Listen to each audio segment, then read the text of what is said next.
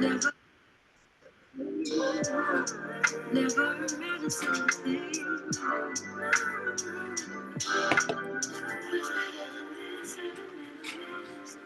Glad he showed me this, showed me you in this life. What's better than this, heaven never missed. Glad he showed me this, showed me you in this life. What's better than this, heaven never missed. Glad he showed me this, showed me you in this life. What's better than this, heaven never missed. Glad he showed me this, showed me you in this life. Glad he showed me this, showed me you in this life. What's better than this, heaven never missed. Glad he showed me this, so beautiful.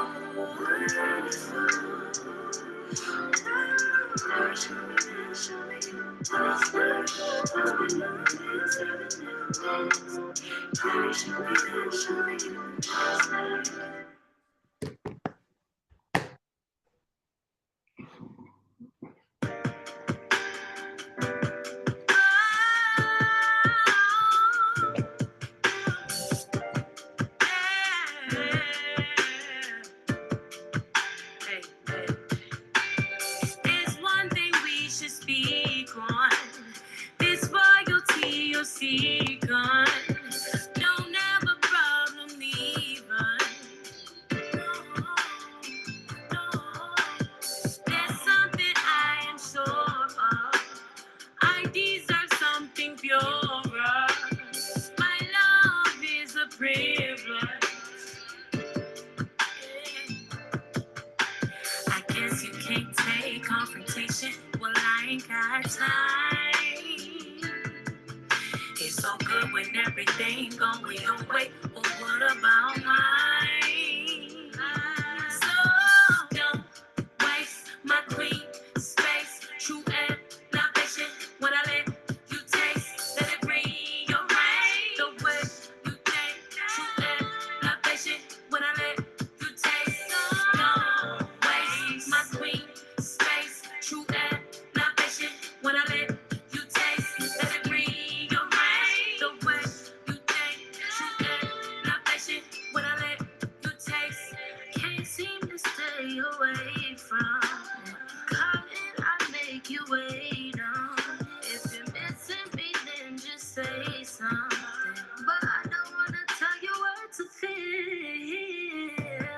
You know what's real, but you have no idea. I know you want me to be your sweet escape. So don't waste my queen space. True and not patient. When I let you taste, let it be your brain. The way you think. True and not patient. When I let you taste, so don't waste my queen space. True and not patient. When I let you taste, let it be your brain. The way you think. True and not patient. When I let you taste, I chose you to be here. Some go back to disappear.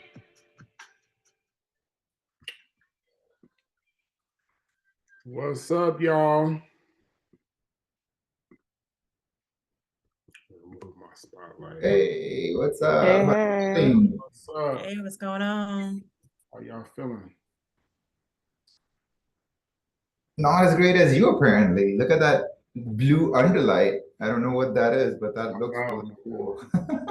It's actually red. Oh, is it? You see the red light? I see red on your arm and blue on your Oh, drink. blue from underneath. Yeah, you're right. Yeah. You're right. Let me see. Let me see if I can switch it. Oh, make it yellow. Oh, there we go. Switch it all up. Nah, but I'm happy to be back, man. I missed y'all last week. Yeah, how you feeling? Yeah, how do you feel? I'm feeling a lot better. I'm feeling a lot better, man. So I've been vegan for the last 2 months and decided for Super Bowl that I was going to venture outside of that. Not a good idea. ease into it, huh? Yeah, I'm back strictly vegan now, so enough of that. I had some chicken that messed me up bad, man. I was struggling all week, but I'm good now. I'm excited today. I have a guest speaker coming in, a friend of mine, hotel debt and equity broker, who's going to come speak to y'all. So I'm excited about him coming.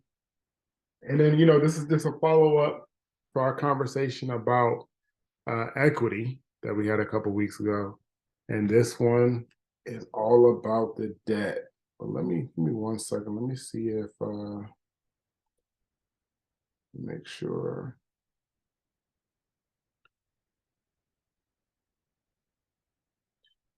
Make sure everybody's coming through because I don't want nobody to miss today. Today is an important day.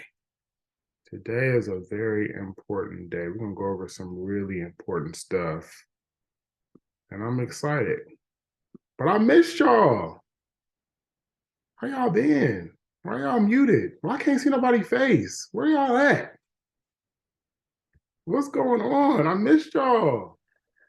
Well, I'm in Italy and it's 2 a.m., so I'm gonna be muted and camera off for most of the Got you. You class. know what? I appreciate you for pulling up on us. I appreciate you all the way from Italy. The beauty of this class, man. You can join from wherever you at. Okay. What about the rest of y'all? Rest of y'all ain't got no excuse. I'm still at work doing a presentation. Okay. All right. All right. I hear you. Thank you. Oh my God. Okay, here we go. Thank you. I'm not alone here. I got company. All right. Let me pull up my deck. Let's get this thing started. I only got like 40 minutes and then we got the speaker coming, so we got to jump into it. All right, so let me share my screen real quick. You know how we do when we start this thing off. We got to understand these terms, y'all. What are these terms? What are these terms? I had a whole bunch of terms, okay? I could barely squeeze them onto the page. It's so many terms that as I was thinking about debt, that you have to know. You have to know these, right? So I'm gonna start reading them off. And I'm gonna need y'all just to hop in. You know what I'm saying? If you know it, you know it. If you don't know it, that's okay. Hopefully you'll know it by the end of the class. Can somebody tell me what yield is? What is yield? Because you're going to hear that with the speaker that's coming a little bit later. What is yield? Anybody?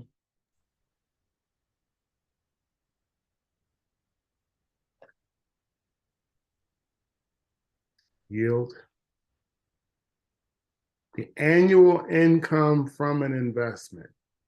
The annual income from an investment. And it's expressed as a percentage of the investment's total costs. Is that, yeah, I was getting confused between IRR and yield. Is that the same thing, or is yield expressed as IRR, or?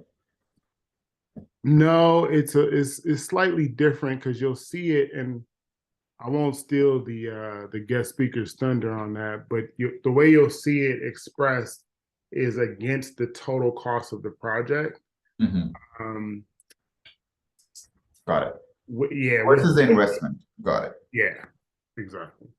Now, what about, and these are terms that you'll hear all the time, okay? And I had to really sit down. I know I have subordinate on here twice, and probably for just reason, because that is so important.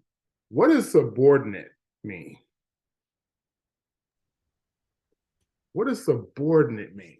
You'll hear that so often when it comes to debt. Is it subordinate? I mean, what is it? What does it mean outside of debt? When you don't, and good evening, everyone. Sorry for the tardiness. when you're subordinate, you're not following instruction. You're not following like. So is it has something to do with like? Well, you're getting there. You're getting there. If you're my subordinate, right? Oh, okay. I'm thinking of it from a different perspective. Okay. So let's think about it like that. You're my subordinate. What does that mean? I answer to you, correct? Yes. And so if you're thinking about hierarchy, maybe I'm a, senior rep and you're a junior VP. Okay. Right? So in the corporate world, you would be subordinate. Mm-hmm. Same thing as it relates to debt. Right? Same thing as it relates to debt. And now, what is a senior loan? If you have a loan, a senior loan, what is that? Takes higher precedence if ever there's a pot of money that needs to be distributed again to everybody that the project owns money to, Right. then the senior most person gets that money first. Right. Then the second senior, and then maybe the third, like a junior. So exactly. That's the hierarchy of debt collection, so to speak. Exactly. Now, is it because when I hear about debt, I think my mind immediately goes to the bank, like a loan. Yep. Or creditor. Yep. Are you also in debt to the people who provided you technically equity or cash? Great question. Technically, no. Okay. Technically, no. Right? Because what you said and it wasn't last week, but 2 weeks ago. Yeah. You had a subscription agreement. You had a private placement memorandum that let them know that this is all speculative. Yeah. Right? You are investing knowing that you could lose all of your investment. I could mess this all the way up. Right? And if I mess this all the way up, you don't get anything. However, your senior lender, on the other hand, the person who technically owns a large chunk of your project, it's a little bit different. And the lender is, well, we'll probably get into today, like different types of debt. Right. But yeah, I think about like the loan, like a bank or a loan. Okay. Exactly. Yeah. That's what we're talking about. We're talking about going to a bank to get a loan for your project. And you would go, let's just say you went to JP Morgan and you got a loan from JP Morgan. They would be your senior lender. Okay? They would be your senior lender more than likely. But what if you need to get subordinate debt? Right? Oh, like a secondary loan or like a small business loan, or is that? Yep. Okay. Yep. You need to get secondary debt on the project. And that's where we go to mezzanine. What is mezzanine? What is a mezzanine loan? Think about it. You've been in the building. You've been on the mezzanine level. What is a mezzanine? Look, you in the elevator, right? I'm only laughing because Barry corporate damn sure they got that mezzanine. I know it. I've been up in the office. I've seen the mezzanine level.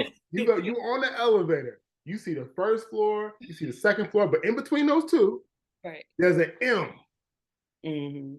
Mezzanine. Let's think about it. What is a mezzanine loan?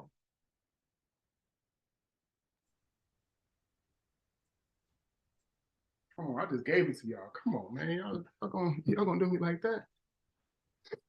I mean, is it like an in-between, kind of like a bridge? Oh my gosh, there it is. Okay. There it is. It's that loan in between. But we're gonna explain it. We're gonna explain it a little bit better than that later. Now, when people say, well, what's the leverage? What's the leverage? How much leverage are you getting on your loan? What are they talking about?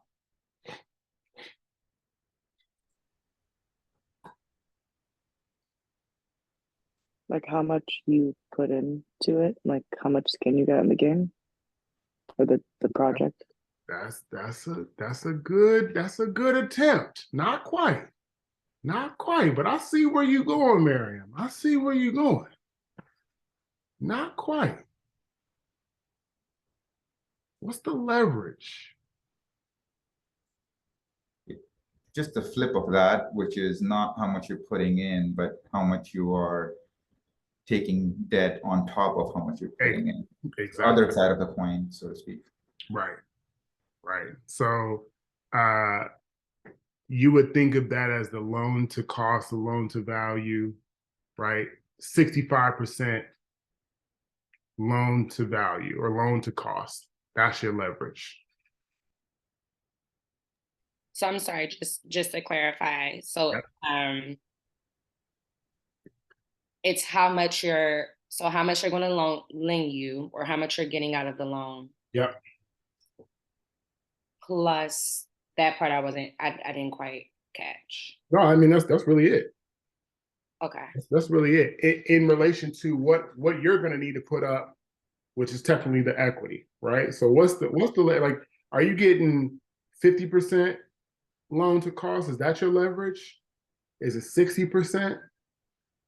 Right? These are terms that people will throw at you. Like what's the leverage? Okay. Is it high? Is it low?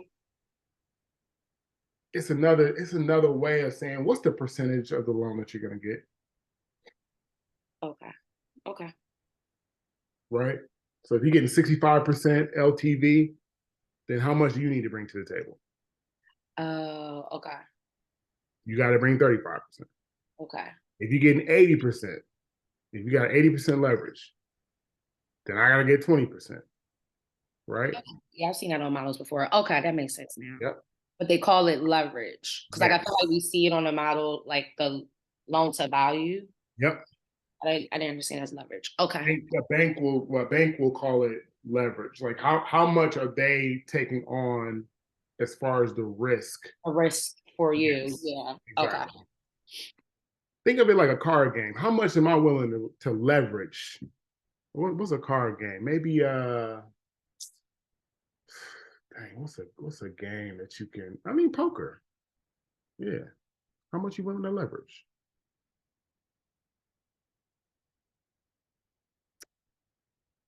Now let's see. What's next? Oh, what is a bridge loan? And I need y'all to put y'all thinking caps on. What is a bridge loan? Let's think about it. It's a bridge loan.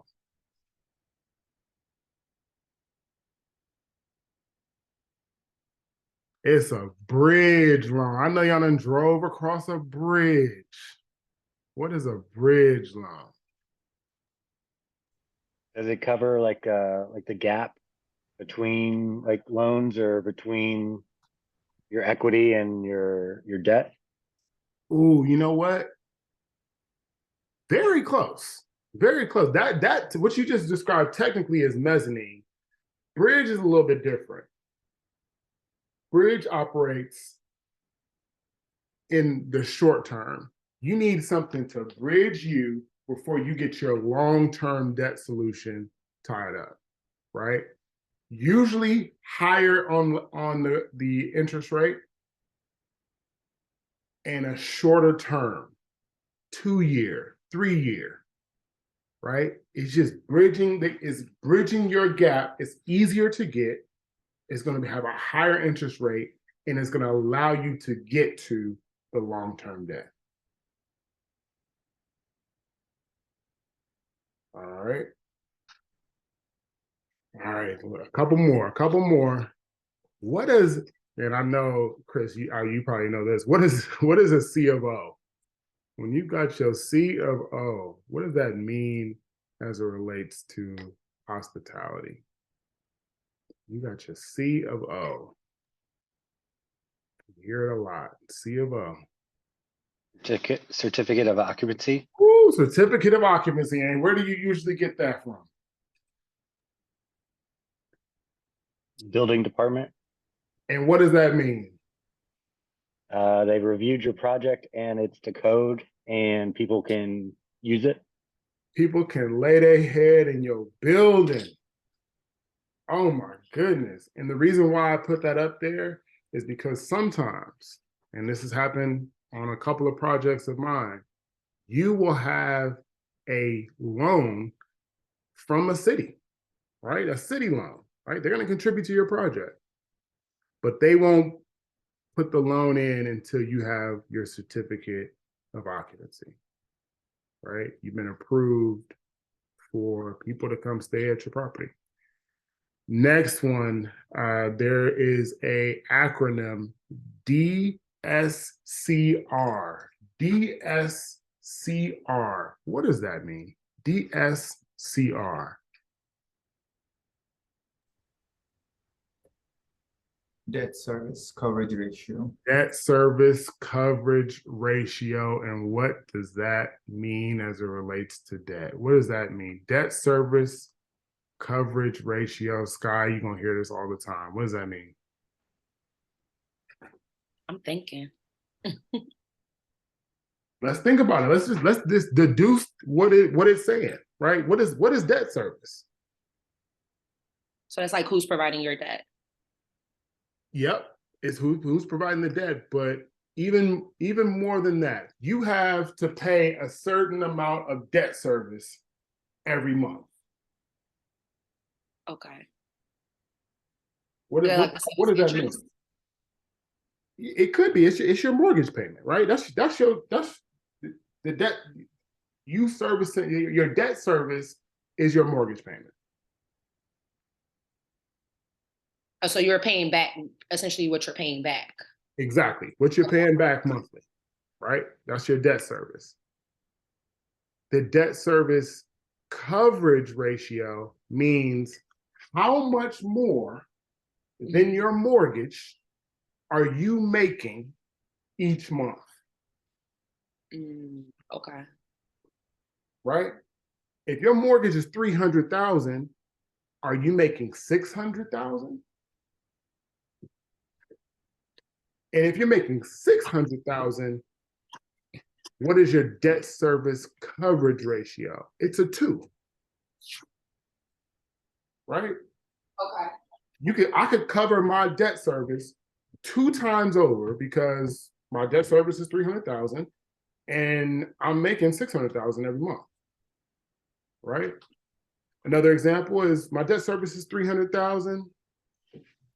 I'm making $450,000. What's my debt service coverage ratio? 1.5.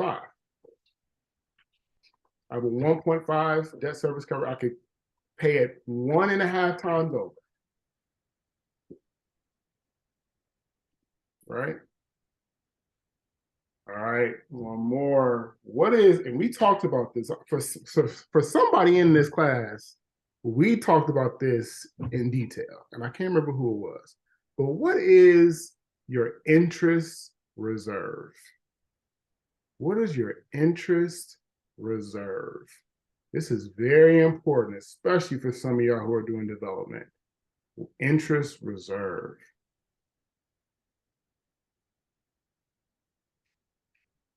What does that mean?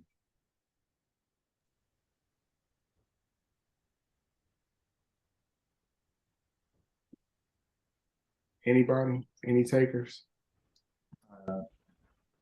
It's the money that you're putting aside for interest-only payments on your construction. You're in construction. Right. Matter of fact, we talked about that in this class. Y'all try to act like y'all know what I'm talking about. Interest reserve, because you're saying, okay, I got a construction project, but I still got to pay this mortgage though. Right? My construction project is over 18 months. I'm going to have to pay 18 months worth of debt service. How am I going to cover that? It's already built into your loan. Your loan already has that built in where you can cover those first 18 months of mortgage payments. And it's built in as your interest reserve. And I was gonna ask y'all what recourse meant, but you know what, I'm gonna spare y'all because I'm gonna explain what recourse is in just a second. Y'all with me still? I ain't lose nobody, did I? So this is the thing, you're gonna hear these terms all the time. Remember I said this, you're gonna hear these terms all the time. People gonna be just saying, oh, what's this? Is it subordinate to da, da, da? And I need you to know what it is. All right, so construction loan. Y'all know what a construction loan is. Do you know how a construction loan works? How does a construction loan work? Latasha, you need a construction loan. You building, Miriam, you need a construction loan too. How does a construction loan work? Right? So you got this building, you're gonna need to build out $10 million worth of stuff. Are they just gonna give you $10 million and say, go ahead, do your thing? What they gonna do? How they gonna do it? What they gonna do? What you need? What do you need to get your construction loan cracking? You're gonna have to have your budget done. You're gonna have to have your budget done by a credible, licensed GC, right? Your permits done. Your construction drawings done. The bank's gonna have to verify them. And if you need $10 million in a construction loan, you're not getting a $10 million check. How are they gonna do it? They're gonna hold the money in an escrow account. They're gonna put the 10 million in the escrow account. Your GC is gonna have to do a certain level of work, a certain amount of work, probably about $1 million worth, right? They might get that first draw, right? So you'll draw down on that $10 million. That first draw, maybe $1 million. You gotta do $1 million worth of work. Then you come back to the bank and say, all right, bank, I need like 2 more million of that 10 million you promised me. Now, before you go to the bank, is this where like inspections come in? Yes. Okay. So they'll inspect it. I remember this with the hotel that we opened. Like they'll come, like I remember people coming on site, they'll inspect it, make sure that you're actually like on schedule, doing what you need to do. And then is that when they allow you to release more money? Exactly. Or they will allow you to receive more money? Okay. Yep. It has to be approved by the bank before they can release more funds. We talked about the senior lender, right? We talked about the senior lender. We're going to dive deeper into mezzanine debt and what bridge loans are in just a second. But I want you to understand that from the construction loan. Go ahead, Henry. Good question. For the construction loan and interest reserve, are you is the interest reserve built into the construction loan, or are you finding money to pay towards the interest reserve during the construction loan? No, that's a great question. No, the interest reserve is built into the construction loan.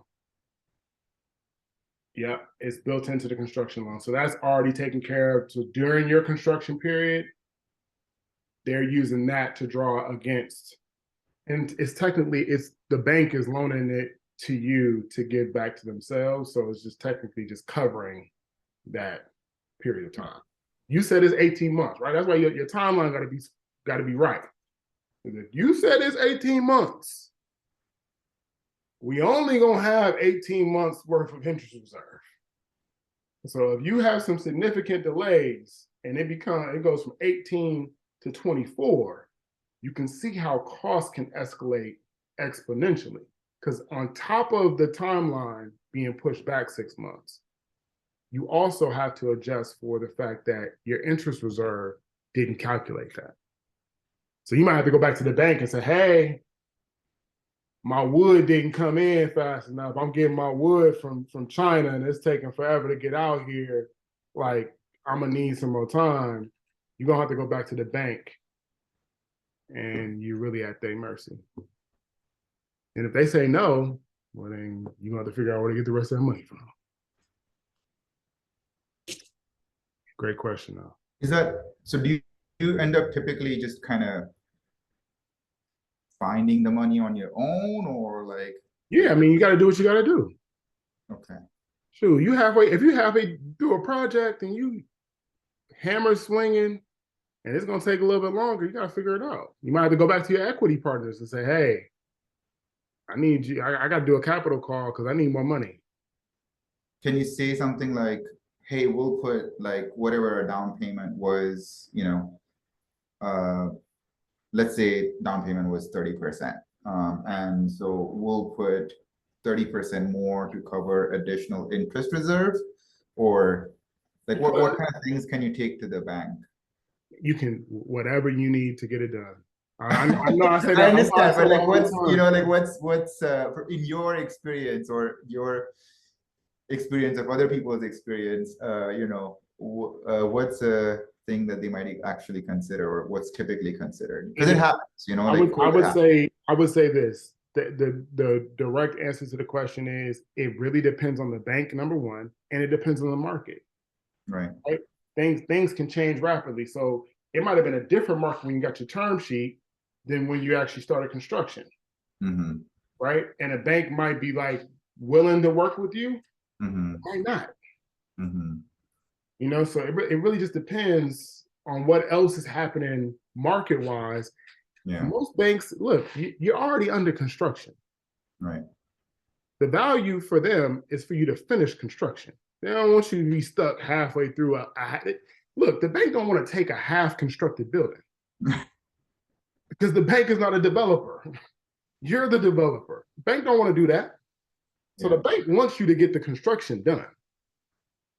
Because if they do foreclose on you, they want a beautiful building to foreclose on. They don't want a half. Ain't no value there, right? Right. So most times the bank will work with you. If you have a good relationship with your lender, and that's how things happen over time, right? Mm-hmm. So if this is your first project, it can be tough. If this is your fourth, fifth, or sixth, and you've already built a track record and you have a good relationship with this bank, they're trying to work with you. Right. Right. Yeah. And so we talked about when it comes to construction loan, you're getting draws against that loan, right? Mm-hmm. You got your interest reserve. What we didn't talk about are the fees. Did you get a broker to get your loan? You have to pay a fee, right? Build that sometimes can be built into the cost.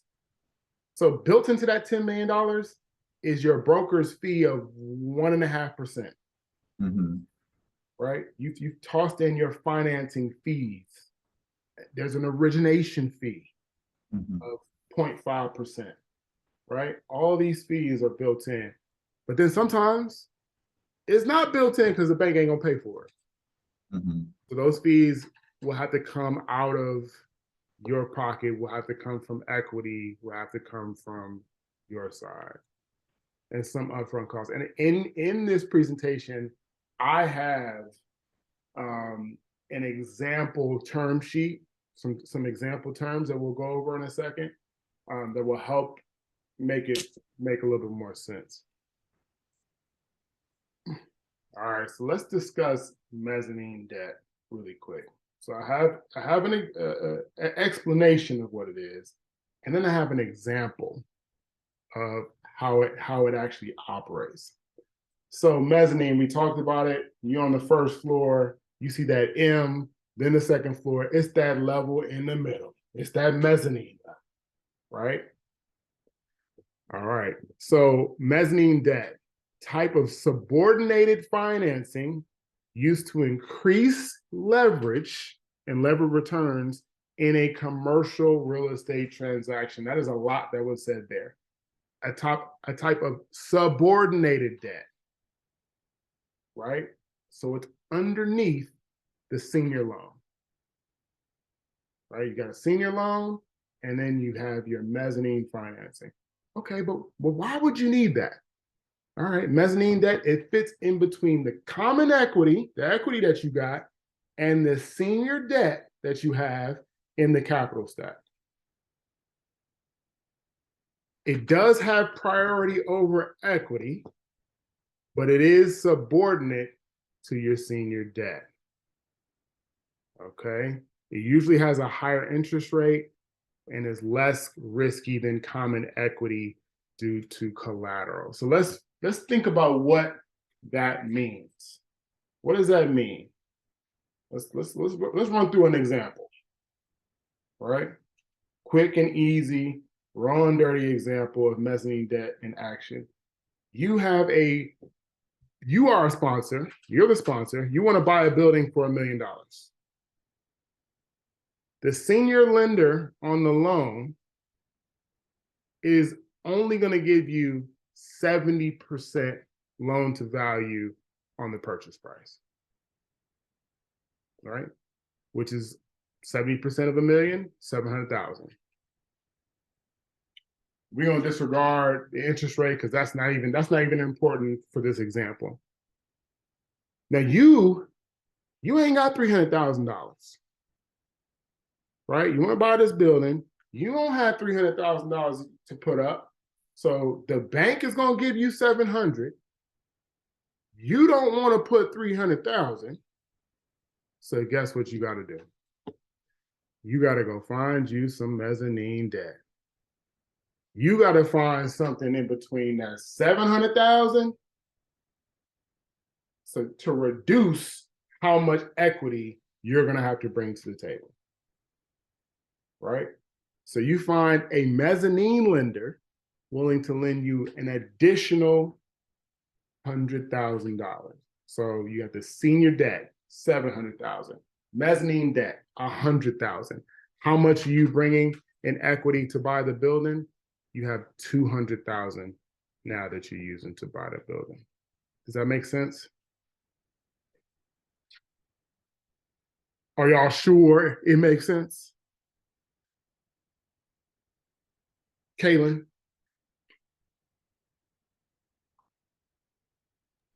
Yes. Okay. I'm gonna need some class participation going on around here. Does that make sense, y'all? If you need to go get a mezzanine loan, do you understand what that means?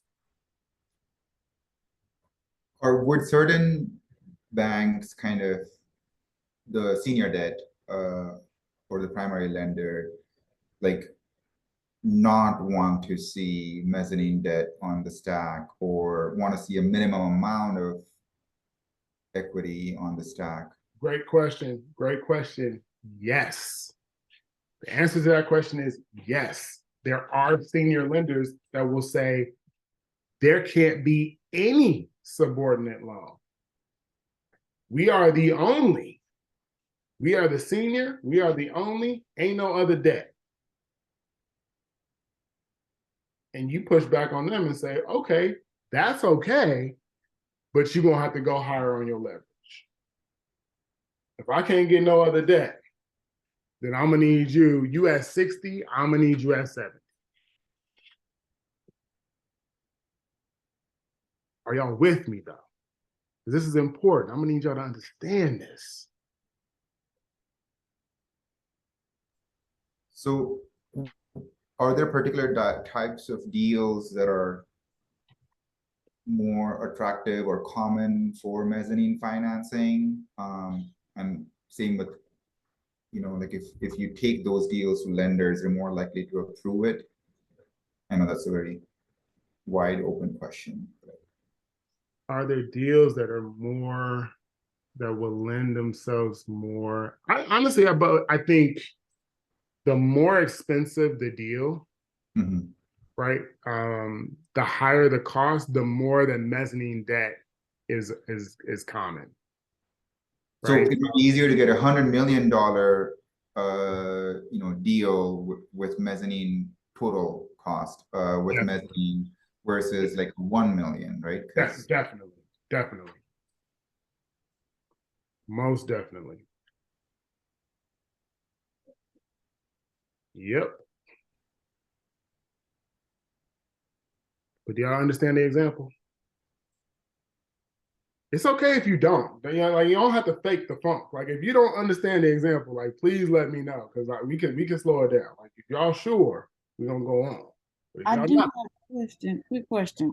go ahead. Is there, like, how will one lender know if you go elsewhere to get money? Do they need to know? Yes. Right. And so there are ways that they can figure it out and that it will be recorded that you have another other debt on a property, right? And typically what I've seen happen is the bank will find out, one bank will find out that there's a senior loan and will contact the bank and say, hey, just to let you know, just to be above board, without you knowing, we know that you are the senior lender on this. We want to make sure it's okay that we have mezz that we've also placing on the property, right? Really to cover themselves. And then the senior loan, the senior bank gonna look at you like, come on, cuz we told you already, we ain't taking nobody subordinate. I've seen it happen numerous times. I've seen it happen before. Good question though, really good question. Now, if you're taking debt that's private, right, from private people, not necessarily. If you're taking it from an institution, they will definitely find out. And it may not happen in the year, may not happen in 2 years. They're going to eventually find out. And typically what's built into your contract is they can call the loan immediately. Yeah. Oh, this one right here is the most important. You will hear this all the time. You like low key, anytime you're looking for debt, the biggest question, the first question is it recourse or non-recourse? Is it recourse or is it non-recourse?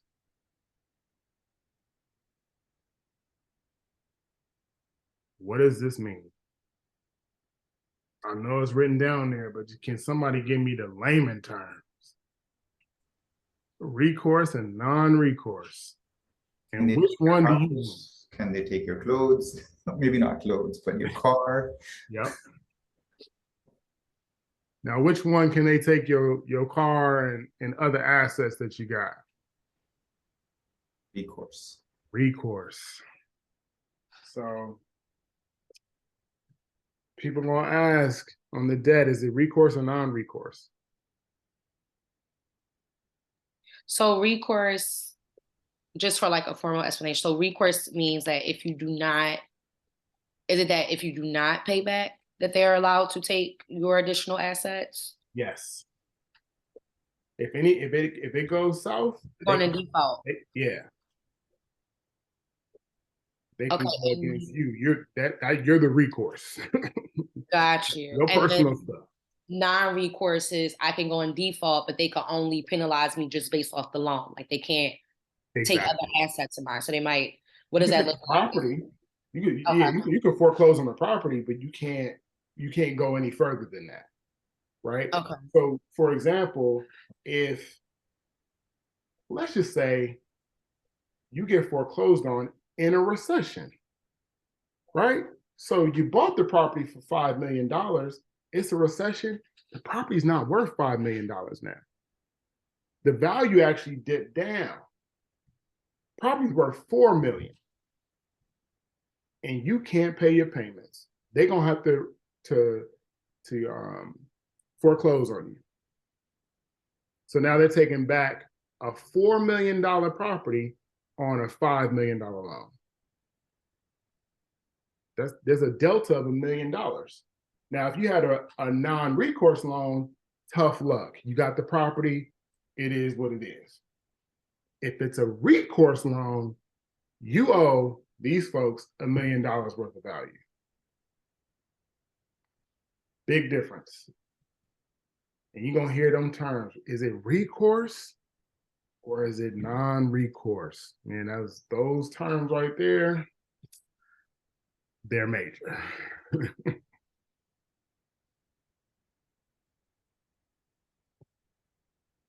And I'll give you an example of how this really comes into play, right? So on a couple of deals that I've worked on, we needed someone to, I guess, guarantee the loan, right? It wasn't going to be me. I wasn't guaranteeing no $20 million loan. It wasn't going to be, my partner. We had to go get somebody to guarantee a loan. First question that they asked, it's like, I'll do it as long as it's a non-recourse loan. And do you understand why?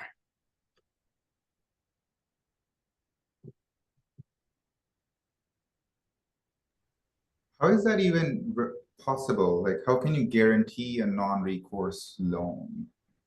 Because they still want to know that you have the financial wherewithal or the financial resources needed to actually, take out a $20 million loan. Right. Interesting. Right. But even though you can take out that loan, that doesn't necessarily mean that they can go against your assets. They just want to know that you have money in the bank. Right? We're going to finance this. Do you have money in the bank? Right. It's a good option to know of. I mean, because I never even thought that was possible. Like, I always thought it was black and white. You have a guarantee and recourse, or no guarantee and non-recourse. But sounds like there's in between. Yeah, no, like there's situations, and I've seen it happen numerous times, where you have someone that has the financial resources, is worth, let's say they're worth $30 million on paper, and they can guarantee a loan that you can't. Let's just say that I'm just going to assume that none of us are worth $30 million on paper. So if you need someone to actually guarantee the loan, they'll guarantee it. But the first question that I've received is it recourse or is it not recourse? Now, these people that you're talking about, when you first started out, Yeah. like how did you connect with those high network people? Networking. Yeah. Okay. Networking. Yeah. A couple of them are investors in the brand, right? So we're tied together forever. Right. They invested in the brand, but it's really networking, right? If you find people that have a significant net worth, and when you talk about having something like people going in to give you guarantees, it ain't for free. Typically, they want a piece of your GP, right? They want a piece of that action. It's like, okay, I'll do it, but then you cut me in on some equity, right? Exchange. And it's like, yeah, sure. Like if you don't go on the hook for a $10 million loan, yeah, I got you. What you need? Okay. What you talking? And I've seen structures where someone said, okay, I'll do personal guarantees with 30% of the GP. Right? Fair exchange. Okay, I'll give you 30%. If you can guarantee my $10 million loan, you can do that. Okay. All right, so now I'm going to get into a sample term sheet, one of my own term sheets, right? Loan amount 4.3 million, or not to exceed 65% of the as complete value, or 75% of the total project costs, whatever's less. For a property out here in Maryland, a 5-year term, a 2-year, so a 24-month interest-only draw period, right? And then at the end of the second year, the loan will convert into payments of principal and interest based on a 25-year amortization. And a balloon payment will be due at the end of the 5th year. What does that mean? Balloon payment will be due at the end of the 5th year. All of the money remaining at that point. Woo, all of the money remaining. I got 20 years worth of funds that are due at the end of the 5th year. So given what I said, what type of loan is this? Mezzanine, Not quite. or actually bridge, because there's no Bridge. Right. There it is, the bridge. You hear that, Chris? It's a bridge. What was the why? I'm sorry? What was the why? So I'm saying, what's the difference between, like, what kind of loan is this? And he said mezzanine, and it's a bridge because it's getting me from this short-term debt to hopefully longer-term debt. Okay. Right? This is the bridge between the two. No I one want is to gonna, no jump one on realistic, yeah, no one realistically. So let's think about it. It's covering my construction period of 2 years and then 3 years, hopefully to where I get to the point I'm ready to refi, right? Why would I refi? To get longer term debt. A longer term debt. Take some money out, hopefully, take some equity out, pay back investors, but get longer term, cheaper debt. All right. The rate has 4.9 fixed for 5 years. We're gonna have a whole nother conversation on the 5-year treasury rate plus 175 and what that means. So we will save that for another time, but that just kind of calculates the range in which your interest rate could end up. There's an origination fee, so a 0.5% origination fee and a $500 document review fee. So let's think about that. What is that origination fee? How much is that going to cost? $4.3 million, a 0.5%. What is that?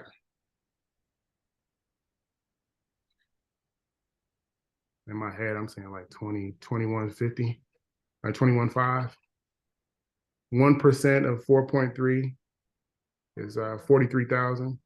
Half of that, 21.5. I have to have that to originate the loan. So really $22,000 to originate the loan. And what does that mean to originate the loan? Get it started. Okay. Get that whole process started for them to go do all their documentation, to review it, to actually get you your money. So you still have to pay them. It sounds like almost like a application fee. Yeah, the document review fee, definitely. And then, yeah, that origination fee for sure. So make sure you ain't lie on nothing and all your ducks in a row, because you have to pay that fee. Subject to a 1% prepayment fee in years 1 through 3. So there's a prepayment penalty if you take out the debt in the first 3 years. And after the 3rd year, no prepayment penalty. So if you decide in year 4, you're ready to take out this loan, you've been in construction for 2 years, been open for 2 years, you want to refi out, no prepayment penalty in order to do that. Collateral. So based off of the collateral, loan will be secured by a first deed of trust and assignment of leases and rents on the property. Is this a recourse or non-recourse loan?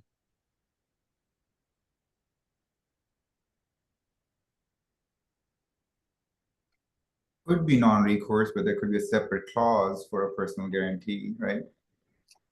Sounds to me like a non-recourse. If the collateral is if the loan is secured by the deed of trust, so it's saying the property. Yeah. Not the person, the property. Yeah. Right? Non-recourse loan, insurance, appraisal is necessary. You have to get environmental reports done. Man, how much does an appraisal cost? That's could be $3,500 to $5,000. Environmental reports, man, another $4,000, $5,000. Important. Need those done by the bank. The bank may ask you for a lump sum fee, right? $10,000, $10,000, in an escrow account to cover those excess fees. I've seen that happen before. So it's not just that 21 or 22,000. It's 32,000 because there's $10,000 that's being set aside for appraisal, for environmental studies, phase 1, and if there's any issue, phase 2 environmental studies, all done by third parties. And then the draw period, right? A receipt, review, acceptance, and assignment of all plans, specs, contracts, permits, final budget, and payment schedules in connection with the construction phase of the project. Right? So these are those draws. They're not giving you all the money. They're giving you, they say, okay, you got $2,000, $2 million is going to be needed to renovate this. We're going to give it in 6-month draws. Every 3 months, you can come and get, I don't know, 500,000.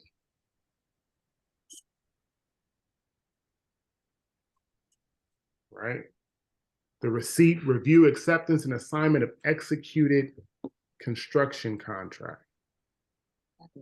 Third-party inspection of property prior to each advance with cost of inspection borne by applicant.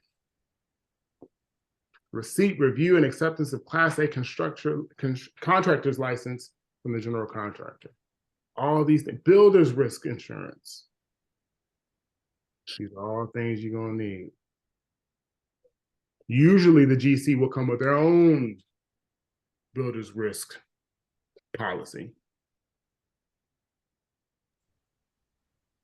Right? But these are all things that you'll need when you're getting that loan from the bank.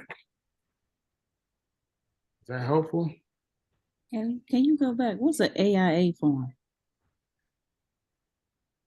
That's the actual form that you would have to fill out to get your draw request. Okay. Yeah. And you can look it up. It's just a basic template form. Any other questions? The all risk. No, go ahead. The all risk insurance policy. Does that cover like everybody that works for the GC, or does it cover just the GC? It should cover the GC and all subs. And the GC typically would have that all risk policy that would cover them and anyone subordinate underneath them that's working on the project. Sort of like an umbrella on top of the insurance for the subcontractors themselves. Exactly. My question was just going to be like, what is like the time frame for like all of this to happen? Ooh, that's a really good question. And you're saying like the time frame to getting the loan? Yes, because your draw period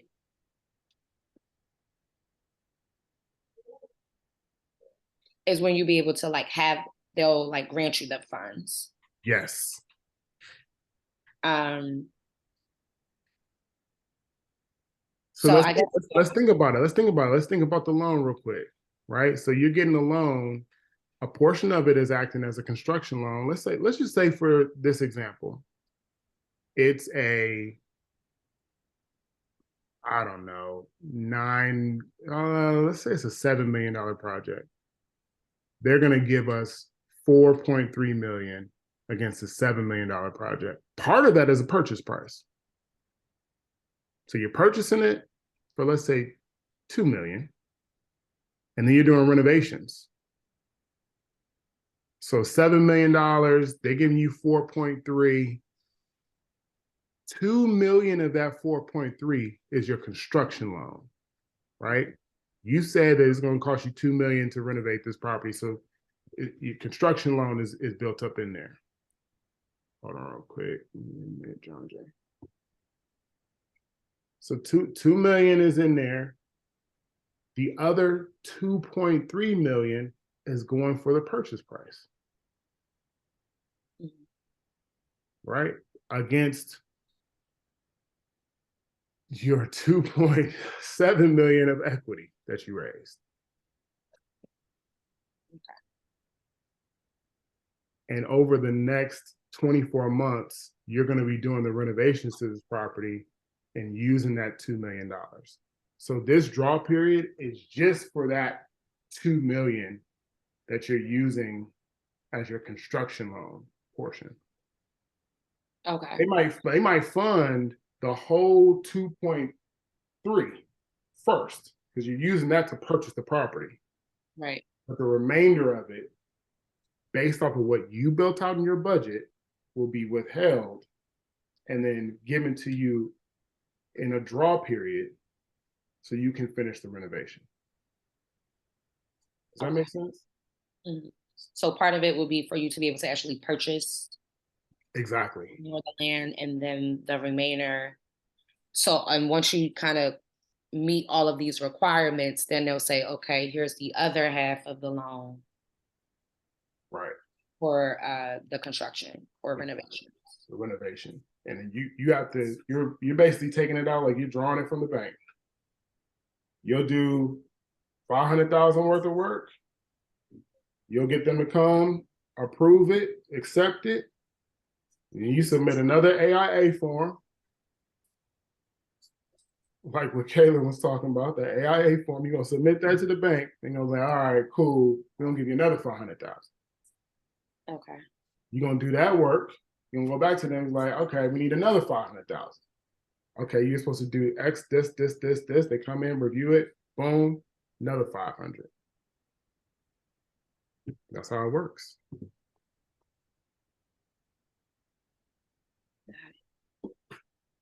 Yeah, I hope y'all enjoying what y'all learning up in this mug. Okay, y'all getting a full education up in this thing.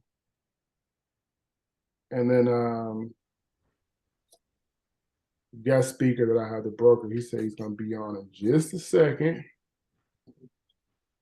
A dear friend of mine, funny dude, okay, goofy dude, but he's a good guy. A broker, has funded a lot of deals. He showed me the presentation that he's gonna show, and I think many of you might know the project that he helped fund. And so he's sourced both debt and equity.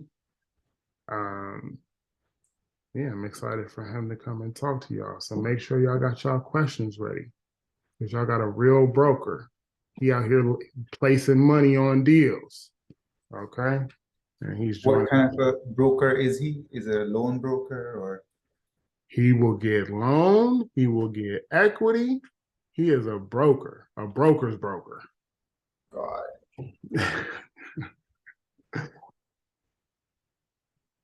All right. Let's see, man. Let me post, let me pin, let me see. Let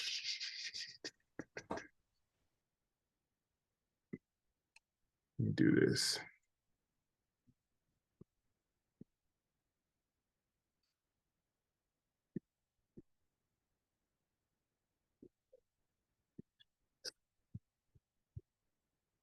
Come on, Steve. What's going on, man? Oh, there he goes.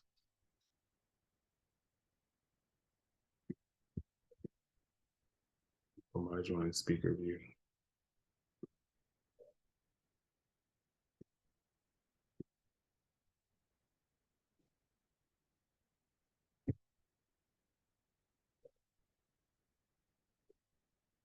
There you go.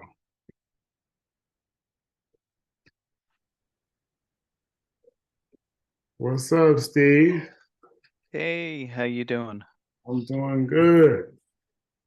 Home office is looking real nice over there. Yeah, thank you.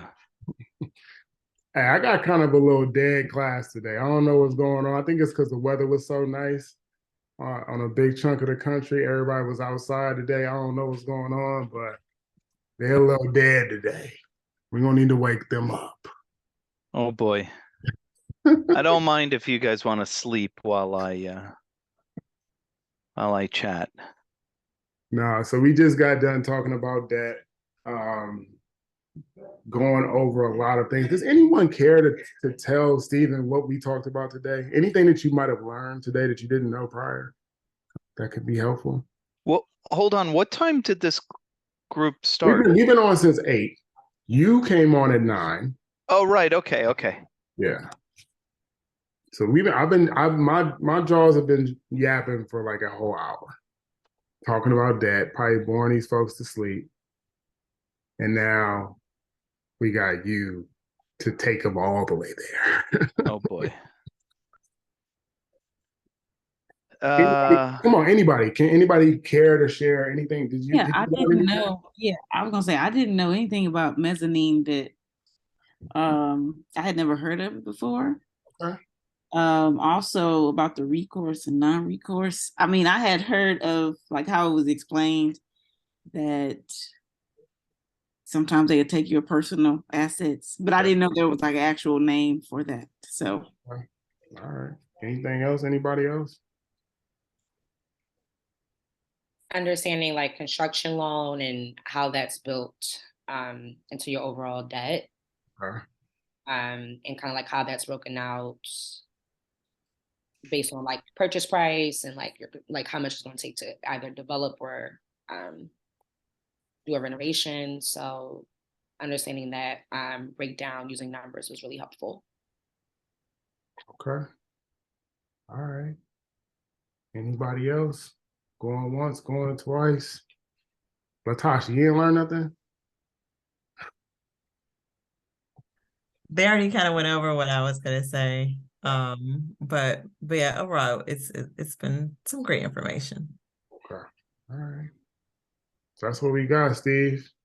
Okay. You gonna share you need privileges to share something? What you need? What do I need? You don't even want to know right now. I just trying to get my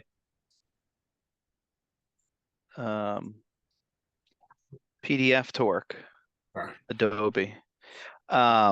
So exit full screen. So first of all, hi, nice to meet everyone. You are definitely learning from the best. So it's a privilege for me to be able to chat with you guys. I'm happy to, and hopefully my computer will sort of catch up to me in a few minutes. Damon, have you shared any of my background or anything with the folks on the call? A little bit, but you do a way better job than I do. So go ahead. Okay, now one last question. You realize that basically you're like a shadow in front of a black background, right? Yeah, I do know that. Oh, Yeah. right. Okay. I just wanted to make sure. So, my name is Steve Muller. I've been basically in real estate about 25 years. I started on the lending side, not by choice, just that's where I got my job. Started as a CMBS lender, so that's commercial mortgage-backed securities, securitized lender. And I can talk a little bit about what that is and all that, but basically was at Goldman Sachs, Morgan Stanley, Merrill Lynch, doing CMBS lending. And then I left and I was for about 10 years at a boutique investment banking firm called the Greenwich Group International. And we did capital advisory development advisory for all sorts of stuff, but a lot of hotel and a lot of stuff that had a heavy operating or placemaking or hospitality focus. I then joined some ultra high net worth investors, and we put together a big development pipeline in New York City, some of which was hotel. And along the way, I acquired some hotels and have divested hotels. And now I have my own business, owning, operating, investing in real estate in general. So before I sort of dig in a little bit, I'll just tell you that when I was in CMBS, I was in what's called the large loan business. So that was like 100 million or more. And then when I was with the Greenwich Group, we focused on large stuff like 300 million or more. And then I had the good fortune of partnering with a ultra high net worth who was focused on big stuff. So pretty much most of my career, I've done big stuff. It's not, I don't mean it as a brag. It's just literally where I got jobs. And, you know, the deals are the same. Maybe the decimal place is in a different location, whatnot. But the one thing I will say is that, you know, the bigger the deals, the good fortune you end up having is you end up really working with some of the best and brightest because, you know, sort of like moss to a flame, you know, the best and brightest typically end up working on some of these massive transactions. Now, I'm hoping that my rambling has been enough time that my presentation. So I put together a couple slides. And I don't know why Adobe Acrobat is not working. So I apologize. If this doesn't work, I may just shoot it over to you, Damon. Okay, let me know. The little spinning. So while I give it another minute, what, Damon, tell me a little bit more about like what you talked about in terms of debt. What did we talk about?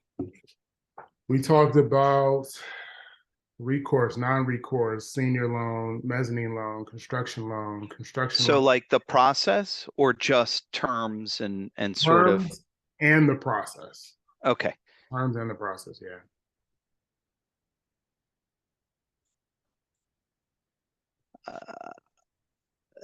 Can I send, Yes, email it to me. no, can I send it in the In the chat? Probably not. chat? I don't know. Probably not. Maybe. So it's not like Slack. No, I don't know. I don't think so. Oh yeah, you can. You can send a file. Send it to me. Hold on. I'm now waiting for, I'm sorry, guys. You're good, man. We are anxiously Here. excited. I know you are. You know, let me just try.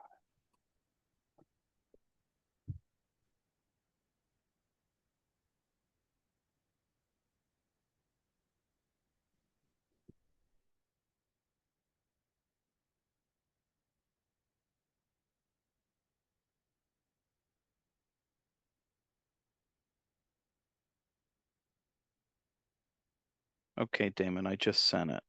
Damon.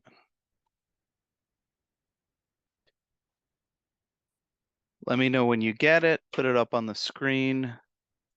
I don't know. I don't know if I have to give you back control. I don't know, but you'll let me know.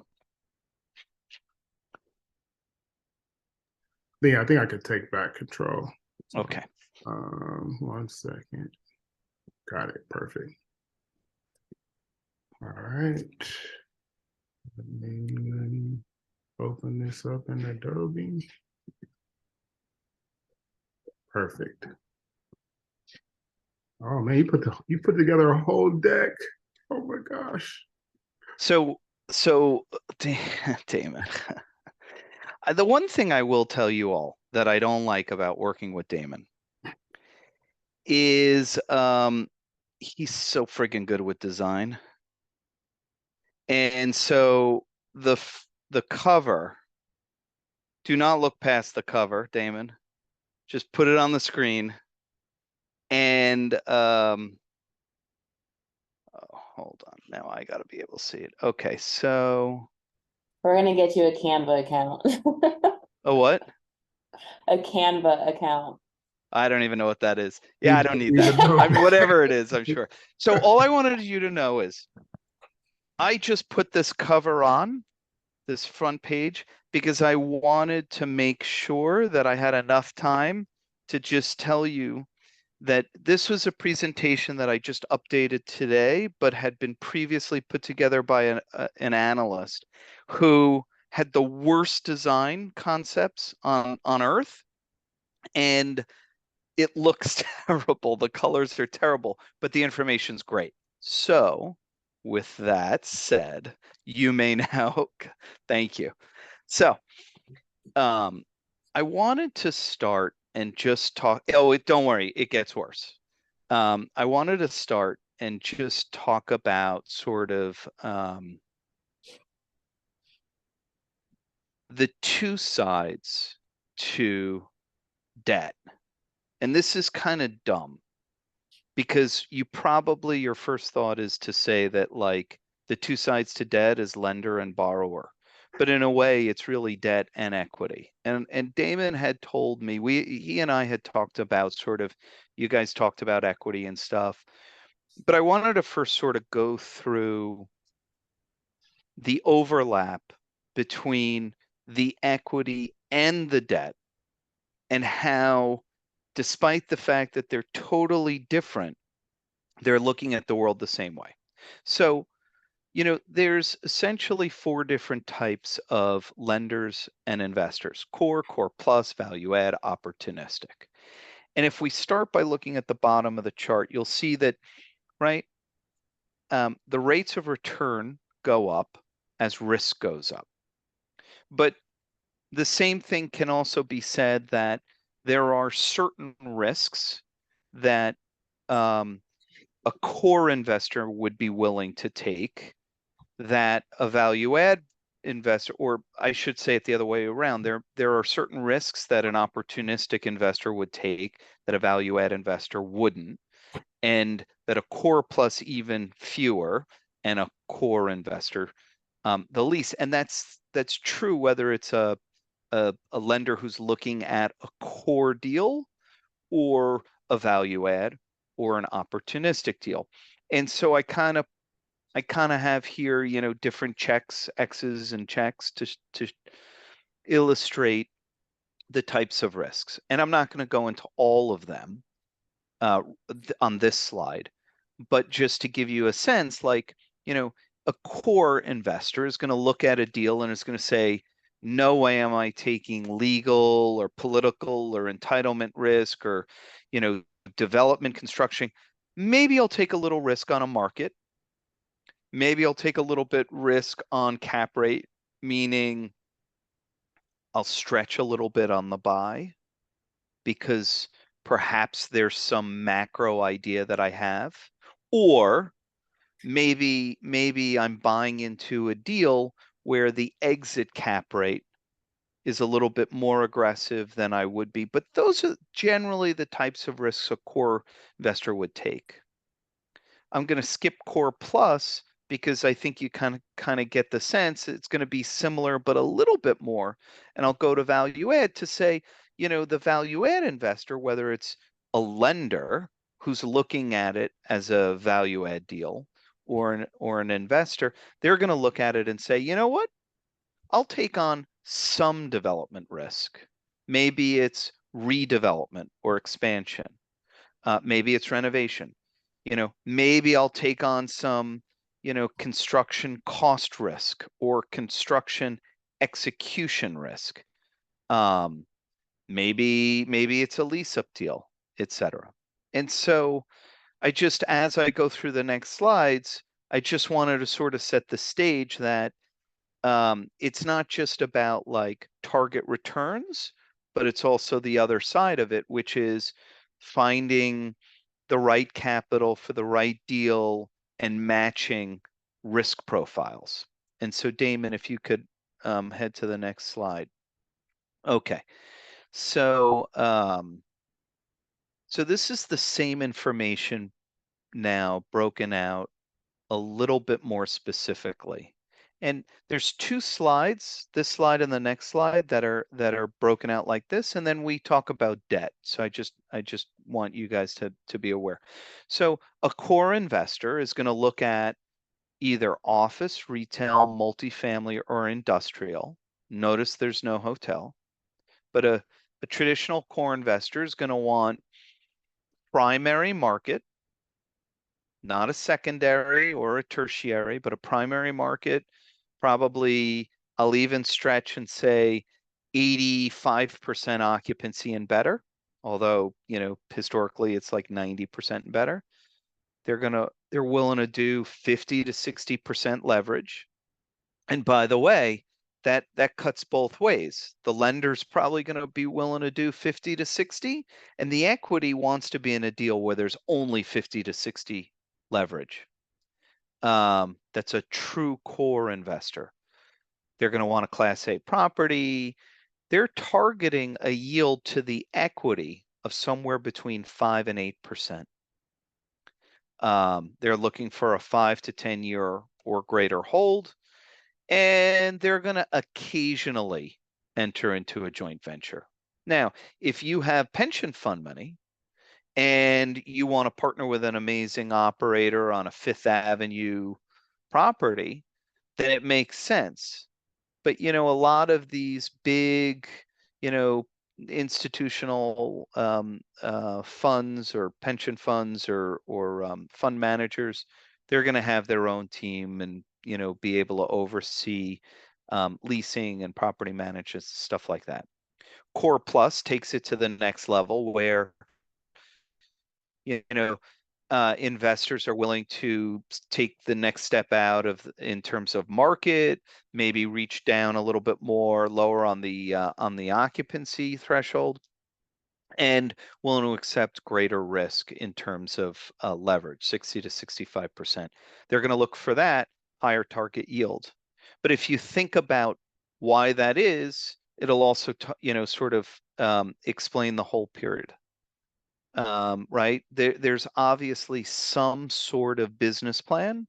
And so they're looking at it as a 3 to 7 year deal because at the end of it, this is really a core deal.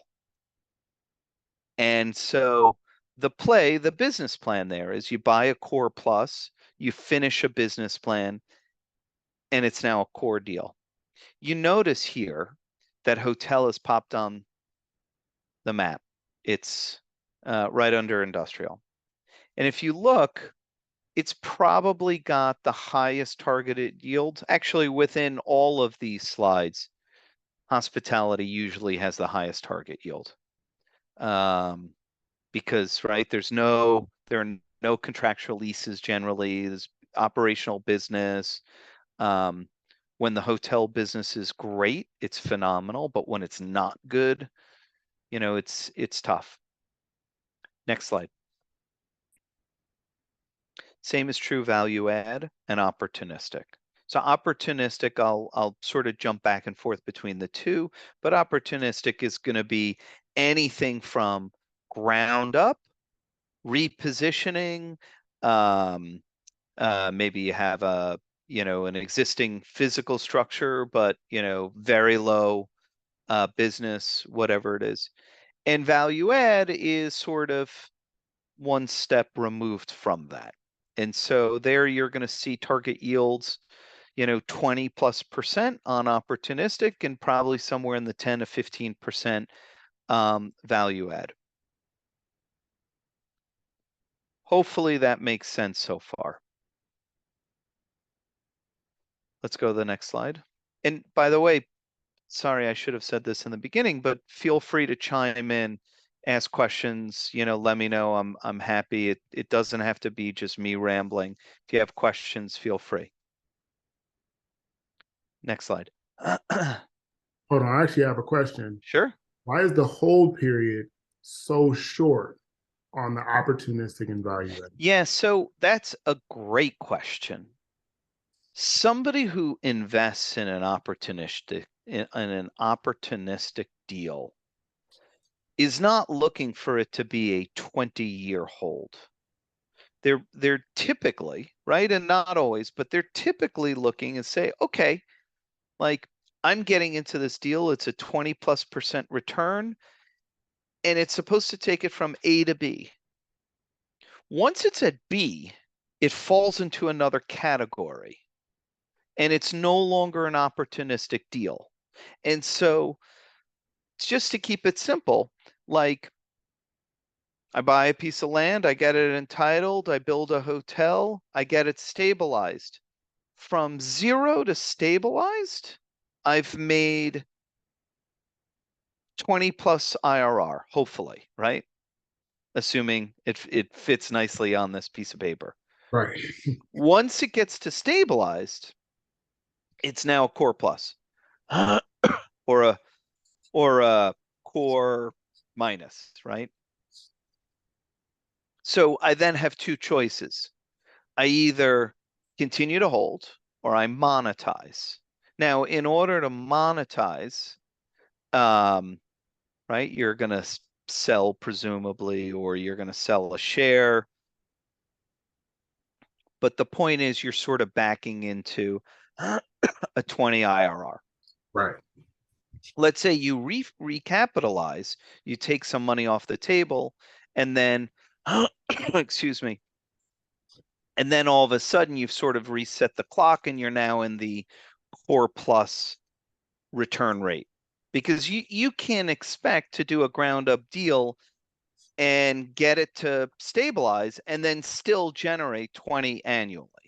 Right. Right? So it's gonna kind of go like this and then like this. Right. And then usually.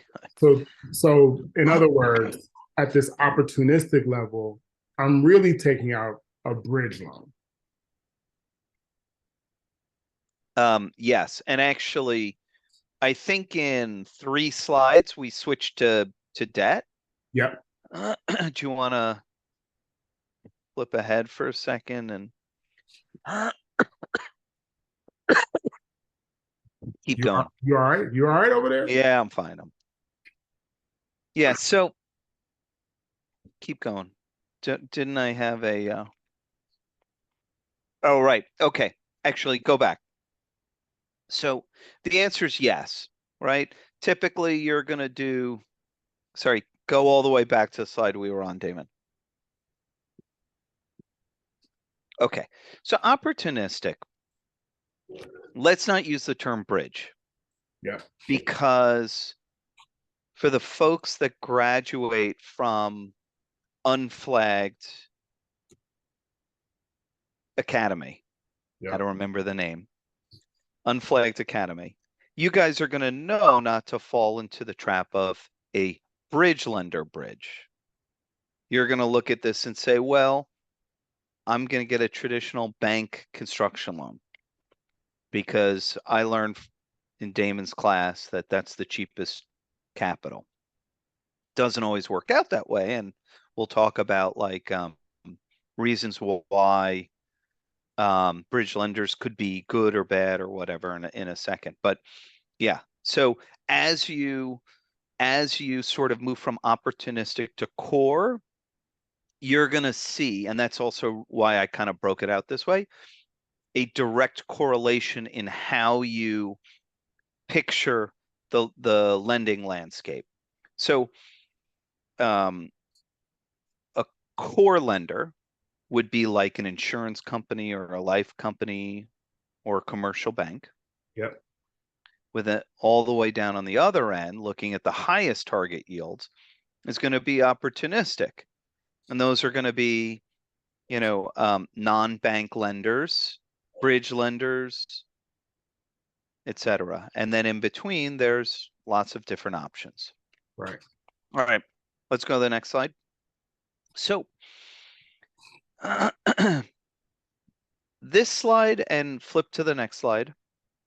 Wait, what were the examples you said for core lenders again?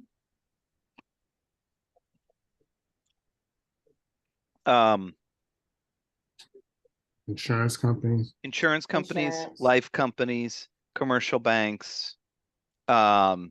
Just in your mind, think lowest cost of capital with opportunistic highest cost of capital. And just as a heads up, I talk a lot more about this on the next couple slides. And you guys can keep these slides, so to the extent that's helpful. So this slide, slide 6, it's more for Damon, slide 6, is debt and equity. And if you go to slide 5, it's equity. They're identical, except if you look at the number value on the bottom axis. So on the equity, it goes from 0 to 23. And go to the next slide. It goes from 0 to 11.3. And the number itself isn't relevant. It's the concept that I want to get across. So let's go back to the previous slide. I'll start my macro and I'll get a little bit micro. And really, please feel free to ask questions along the way. Basically, I hope this is straight, intuitive, that as a deal gets de-risked, as it moves down on the risk profile spectrum, the expected return goes down. So for example, hanging out off the chart on the top right, you have brownfields, pre-acquisition. That's the riskiest period to get involved in a deal. On the other end, once you're stabilized, vertical, fully leased, whatever it is, theoretically, you have the most safety. So it should be the lowest risk. This slide is the amount of return to the equity. And now flip to the next slide, please. And this slide is debt and equity, meaning unlevered return. So in unlevered 10.25%, which is the number under entitlement, let's say, is mathematically, and there's assumptions. If you look on the bottom left, it assumes debt at 65% out, loan to cost at 5%. 10.25 is the same unlevered as, Damon, previous slide, 20 IRR to the equity, because it's assuming that 65% is getting 5% return, which means that the rest is going to the equity. So it backs into, I don't know, 19.5, whatever it is. And then if you didn't have debt, then on the next slide, you'll see it's the same as it producing a 10-something return. Does that make sense? Or, maybe the math itself can be a little complicated, just the concept. Does that make sense? Okay, good. So, no, stay on that slide. Go back. Thank you. Is that so 10 and a half? essentially, Sorry. what? Is that a 10.5 yield, or is that a 10.5 IRR? Like, what is the 10.5? Yeah. For purpose of the presentation, let's call it an IRR. Because you know, if you're looking at a deal that is buying a piece of land, getting it entitled and bringing it all the way through construction completion and getting it leased, you're not thinking entirely on the ultimate ending development yield. You're thinking, okay, I know what my development yield at the end should be. What's the value it creates? How much did it cost to get there? And how does that translate into an IRR? And so on this chart, we're talking IRR, which is also different than a development yield. Did I confuse you? No, I thought that a blended return would probably be higher than just a purely equity return if you have leverage. They're the same. They're the same. So what this is saying is, if I want to do a development deal and I want 65% debt on it at 5% interest, I want to get a 20% IRR. Because I'm only putting in 35% of the equity. The debt at a 5% interest rate is accretive to my position. So that'll, quote, juice my returns. If I did the deal all equity, then I can't expect to do an all equity deal and still get a 20. So mathematically, I have to think about it and say, well, wait a minute. If I pretend that I'm the lender and I charge 5% on 65, what does that actually back into on the whole loan? And then it comes out to like 10 and a quarter. Does that make sense? Yeah. Good. I was missing the part about thinking about me acting as a lender. So that makes a lot of sense. Got it. Yeah. So I hope it just instinctively makes sense that, as you move through the different risks and you, quote, de-risk it, the expected rate of return goes down.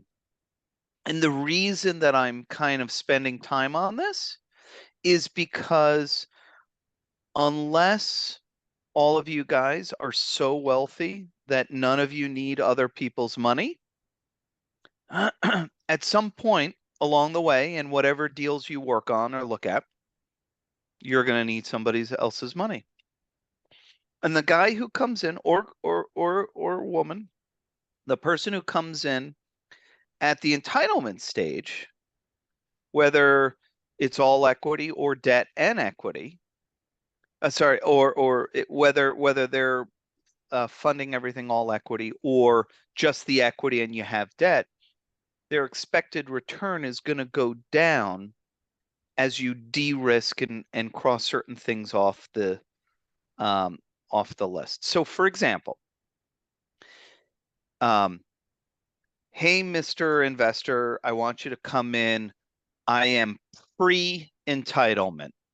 Whoa, that's risky. And actually, Damon, why don't you go to slide 5 because that'll make more sense on an IRR basis. Whoa, this is a brownfields or pre-acquisition. I'm going to want a 30 IRR. Okay, you know what? Hold that thought. I have enough money to take down the land. I'll call you when it's entitled. Hey, Mr. Investor. Okay, you're entitled. I've crossed that off the list. I want a 20 IRR. You know what? It's still too expensive. I'll work on concept design development. Maybe I've achieved other milestones. I flag it, or no, we're not doing that. We are. I knew you were going to say that.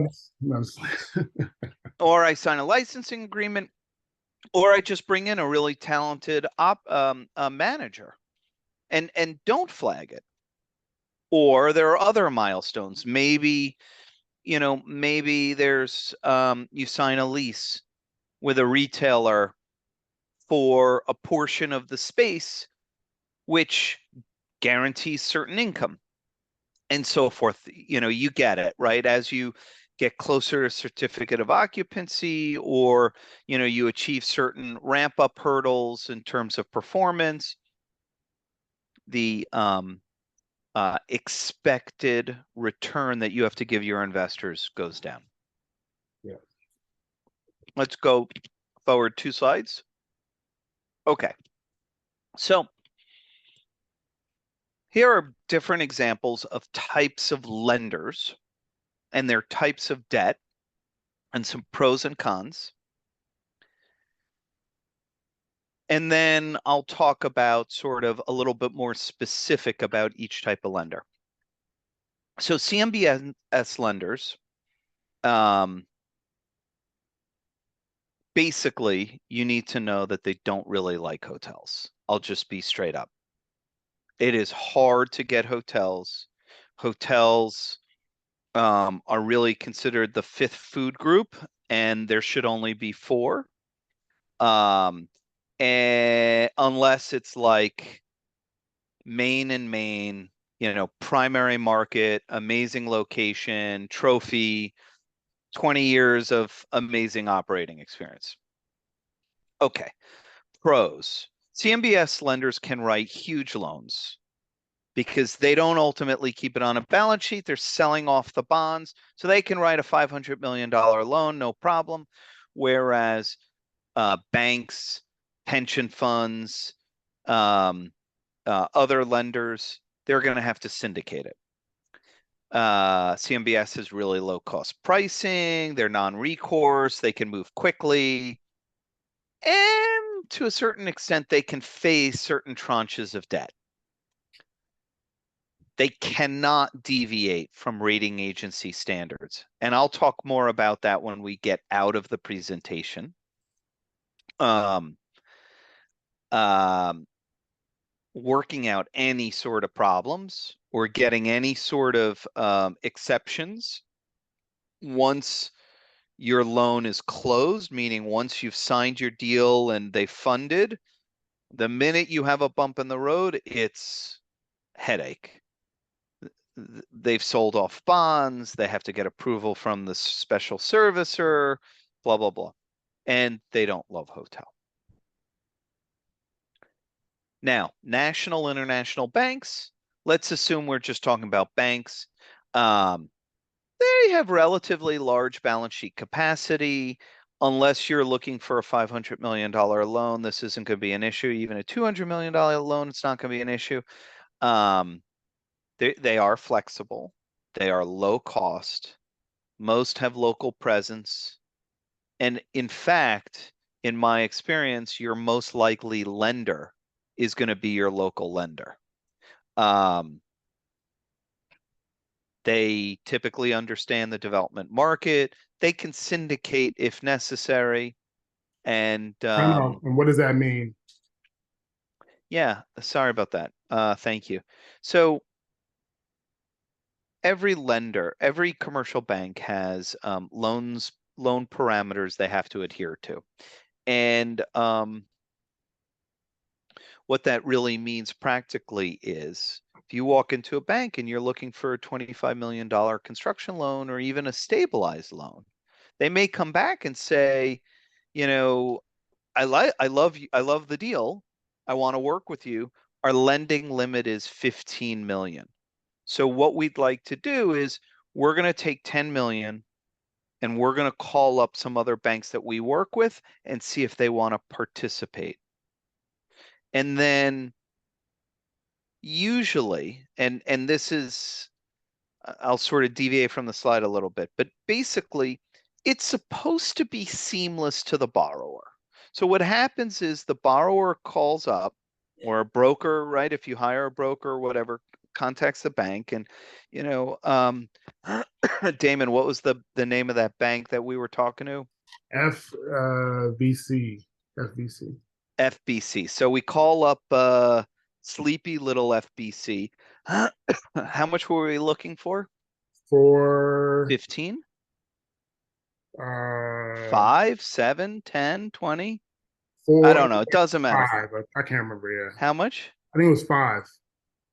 Ended up being five something. Yeah, But no. I meant the seconds. Anyway, hey, we want a $25 million loan. Hey, oh, great. We love it. We top out at 15. So what we're willing to do is we'll commit 10. We're going to call up our friends at other banks who like to participate with us. We'll lay off 5 million to that guy and 5 million to that guy and 5 million to that guy. And then we got our 25. So on a normal size deal, that could be anywhere from, let's say, 10 to even 80 or $100 million in sort of a secondary and primary market. It's probably pretty seamless. I need a $40 million loan. We want to do it. We'll issue you a term sheet. We're going to have to syndicate it. So remember that for a second, because I'm going to talk about syndication risk. But no problem. And so they'll issue you a term sheet. You'll sign up your term sheet. You'll go to credit committee. You'll pass credit committee. And then they're going to call you and say, okay, or you'll get loan documents. You pass credit committee. We're going to get loan documents, and we're going to put together our syndication package. And it's basically like their credit committee memo with one more page on top that says, lead lender, XYZ Bank, is willing to do 10 million. We need from you to fill the rest, 5 to 15. And they'll get a couple of other banks that they participate in, and they'll all sort of band together. And then the loan documents get done. And when the loan is funded, instead of there, and sorry if I get too nerdy or whatever, but instead of there being like one note, there will be like a splitter agreement, and the note will get split amongst whatever banks there are. However, you're only dealing with your one bank. So let's say your one bank is FBS or whatever that was. For all intents and purposes, you have a $25 million loan and your lender is FBS, except that they've sort of sold 3 notes off to other lenders, but they make all the decisions, all like that. Now, I've worked on deals where I was the broker on a $500 million loan, and on the term sheet, there's a little area, and it's usually at the bottom. It's like, oh, by the way, there's this thing called syndication that even a commitment letter is not binding. And by the way, banks don't issue commitment letters anymore. But before the 2007, 8, 9 downturn, you could actually get what was considered a binding commitment letter. That was usually issued before loan documents, but after credit committee. Credit committee would approve you, and they would issue you a binding commitment letter. They were obligated to fund the loan, provided that the loan was on the roughly the same terms as initially discussed. Except that at the bottom would be always a little note, subject to syndication risk. And what that meant was, if you needed a $25 million loan and they syndicated 24 million and they could not place that last million, they could say, sorry, we're out. Now, usually what they would say is, we failed to raise it all. We're short a gap. You have choices. You can walk from us. You could put in more equity, or the best one, find me another syndication partner. So now you got to go call up banks and get them interested in taking that last piece. You will never be doing this, I assume. This is probably stuff you'll never, but I want you to know, like there's always options. And brokers would do this, and I've done it and stuff like that. Okay. So, real quick, Stephen, because yeah. we're running low on time. What I wanted to do is really quick go over the last slide. Okay. And then open it up real quick to questions. Sure. And actually, I had I was willing to do the Four Seasons Excel if you want. Oh, you know what? It's okay. If you want, yeah. We're running low on time. Okay. So I wanted to let's do that real quick, and I'll send this to everybody. You know what? Go back for a second. Okay. I just want no. Sorry. Slide 8. Oh, okay. Okay. CMBS. Listen, you guys are interested in hospitality, but I just want you to understand. I'll take 10 seconds on each of these lenders so you get a flavor, so that when you take this home with you, it'll make more sense. At the top, you'll see CMBS low leverage best pricing. The trick to CMBS is you have to know that there's 2 buckets. There's CMBS low leverage best pricing, and you can see top row LTV less than 50%, although hotel is less than 40%, you're going to get like best execution, right? Pricing S is swaps plus 140 to 200. Go to the next slide. Max proceeds, you'll see at the top, is, okay, I don't want your very best pricing. I want the maximum, the highest leverage loan you can give me. And you'll see that both pricing and your debt service coverage ratio, DSCR, are materially different than the previous one. Next slide.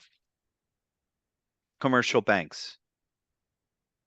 Hotels, 2X's. A lot of banks don't like hotels. But for the ones that do, you're going to have to assume that they're somewhere going to be generally between office and industrial. Okay. Now, I should also point out that all of these numbers are assuming a normal, ordinary functioning market. You know, if interest rates go up another 2%, you know, over the next 6 months, and, you know, we're in a recession or whatever, throw everything that's on these slides out the window other than the concepts. Commercial banks. What you need to know is they're all going to require amortization, and there's going to be some level of recourse or non-recourse based on the other terms. So if you want like leverage, they're going to want recourse. If you want a, you know, a 50% loan to value loan on a very strong performing asset, they'll give you non-recourse. Next slide. Mezz lenders are willing to stand behind a senior loan. And instead of getting a first mortgage in the property, they get a pledge of your equity in the project. I'm assuming, Damon, that's a little bit what you talked about before this. Yes. Okay. Because of that, they're obviously willing to go to a higher leverage point because they're already standing behind another loan. They're going to want also to keep to some certain DSCR coverage ratios. Their pricing is going to be much more. They're going to want points. They're all non-recourse, these mezz lenders, because they're not going to fight you for the guarantee. Now, there may be completion guarantees and stuff like that. That's different. But the minute there's a bump in the road, whoop, they're taking the shares in the company, and you're out. You're out of control. Whereas with a regular bank, they have to go through a foreclosure process. And that can get drawn out. Next slide. Same thing, but these are not the best markets. And you're going to see, I mean, a common theme. The minute you step out of a primary market, everything always gets less desirable from the borrower standpoint. Let's go to the last slide. What is the last slide? Okay. So target equity. Damon, was there anything specific you wanted me to talk about here? You know what? A lot of the questions that I get are about these high net worth individuals. How do you meet them? Where do they come from? Where are they? How quirky are they? What do they rely on? Can you just talk to that? Yes, I can. Okay. So I know we're running out of time, and to be honest, I'm okay with time. So if it's up to you guys, if you want me to keep going, I don't necessarily have a time limit per se, sort of. Right when it's midnight, I will hang up. But okay, so high net worth, great question. So the world has changed a lot. You know, when I started, and it's funny, it makes me feel older than I feel like I am, but I started my career in 2000. The concept of a family office didn't really exist. And it was friggin' hard to find high net worth. You basically had to join some like exclusive club, or you like grew up around these people, or you just, I don't know, hung around like Rolls-Royce dealerships. I'm kind of joking, but like, and sorry, Damon, I'm gonna ramble a little bit. I remember in like 2006, I was at a company called the Greenwich Group International, and we had started this business in China. Doesn't matter what it was, it's unimportant, except we hired this guy, American guy, Gary Sheehan, here in the US to raise money for this platform we were trying to raise in China, whatever. And he was flying back and forth to Singapore and Hong Kong a lot. And he comes to me one day and he's like, and I, at the time I was like 25, 28 or whatever. And, you know, he was like 60. He was like, the most amazing thing. So because he's flying for business, he's flying business class. And there was a very enterprising stewardess that would go around to the usual business class customers that she would see on these flights. And the answer, Christine, is yes, Damon will send it around. And he's happy to send you my info as well. If you guys have questions, I'll do my best, although Damon will attest I'm like always running around like a chicken with no head. So this stewardess would match make. I don't know if you can see me, if you want to just turn off that slide or whatever, but would match make like people on these flights to talk about deals, and then she basically like wanted a cut. And that was, it always struck me like Garrett Sheehan, this guy was like, I'm getting access to these people that I don't usually get access to. And so I would joke with him. I was like, what's cheaper, like an exclusive golf membership or like just flying once a week back and forth to like Singapore business class? So you're asking the best question in the world. How do I find these high net worth people? How do you fill a jar with sunshine? It is basically like that. Like you got to go where they go, and you got to, so, okay. So here is the actual practical advice I can give you. Before you walk into that, whatever that destination is that you've figured out is where you're going to meet your high net worth investors, you got to know your product, and you got to know what you're selling, and you got to know why you're selling it. So, you know, you have to not only understand your deal, but you also have to understand why your deal will be successful, why it's replicatable, and why that person would be a schmuck for not investing. I don't know if you know that term, but an idiot for not investing. I'm a New Yorker. Now, intermediaries, right? Brokers can be great conduits to meeting those people. But there's a catch. And I'm not talking about paying the broker. The catch is you got to find the right broker. Most brokers are terrible because they don't understand that, you know, brokering, I think in the old days was just sending out a blast email, and before that, just like talking to as many people as you can and just putting something out there to see if somebody else bites. So unfortunately, most brokers don't actually understand the underlying business. They listen to what the client tells them, and then they parrot it. And so what separates a good broker from a bad broker or a mediocre broker is a lack of general understanding about the product that they're working on. Now, the challenge is, let's say you got a small deal. A guy who's worth 100 million bucks is not really going to be too excited to be like writing a $500,000 check. So you also have to sort of adjust your ambitions and match everything up perfectly.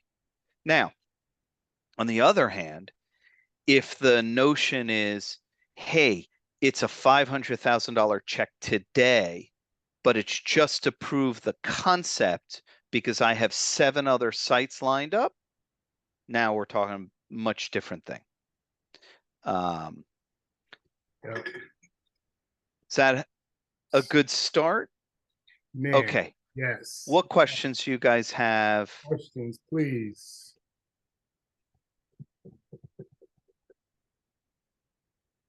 Nobody? No questions? I have a question. Alright, y'all done? John Jay, go ahead. So, Damon shared that his approach to investment was like presenting homage as like a bit like a holistic business to invest in. And I've been thinking about that approach.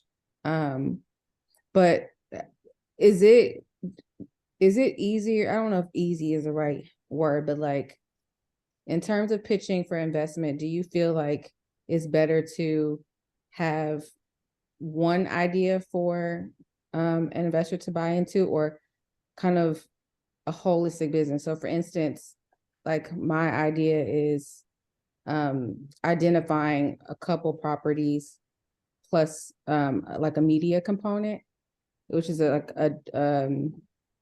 a specific like perspective on like hospitality.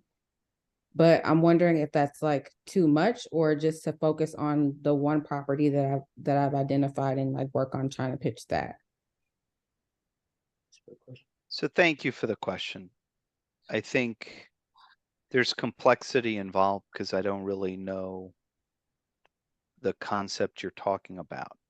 But I think you hit the nail on the head in terms of the big question that you have at an early on stage. And let me tell you, the answer is I don't know. And the reason I say that is because it is so very much case specific. So I'll tell you, I started working with Damon considerably earlier on in the life cycle of homage. And Damon, I don't know how much you've shared or not shared or whatever, but I will say that, you know, in the beginning, the first time I met Damon, I took notice. Very bright, very charismatic. And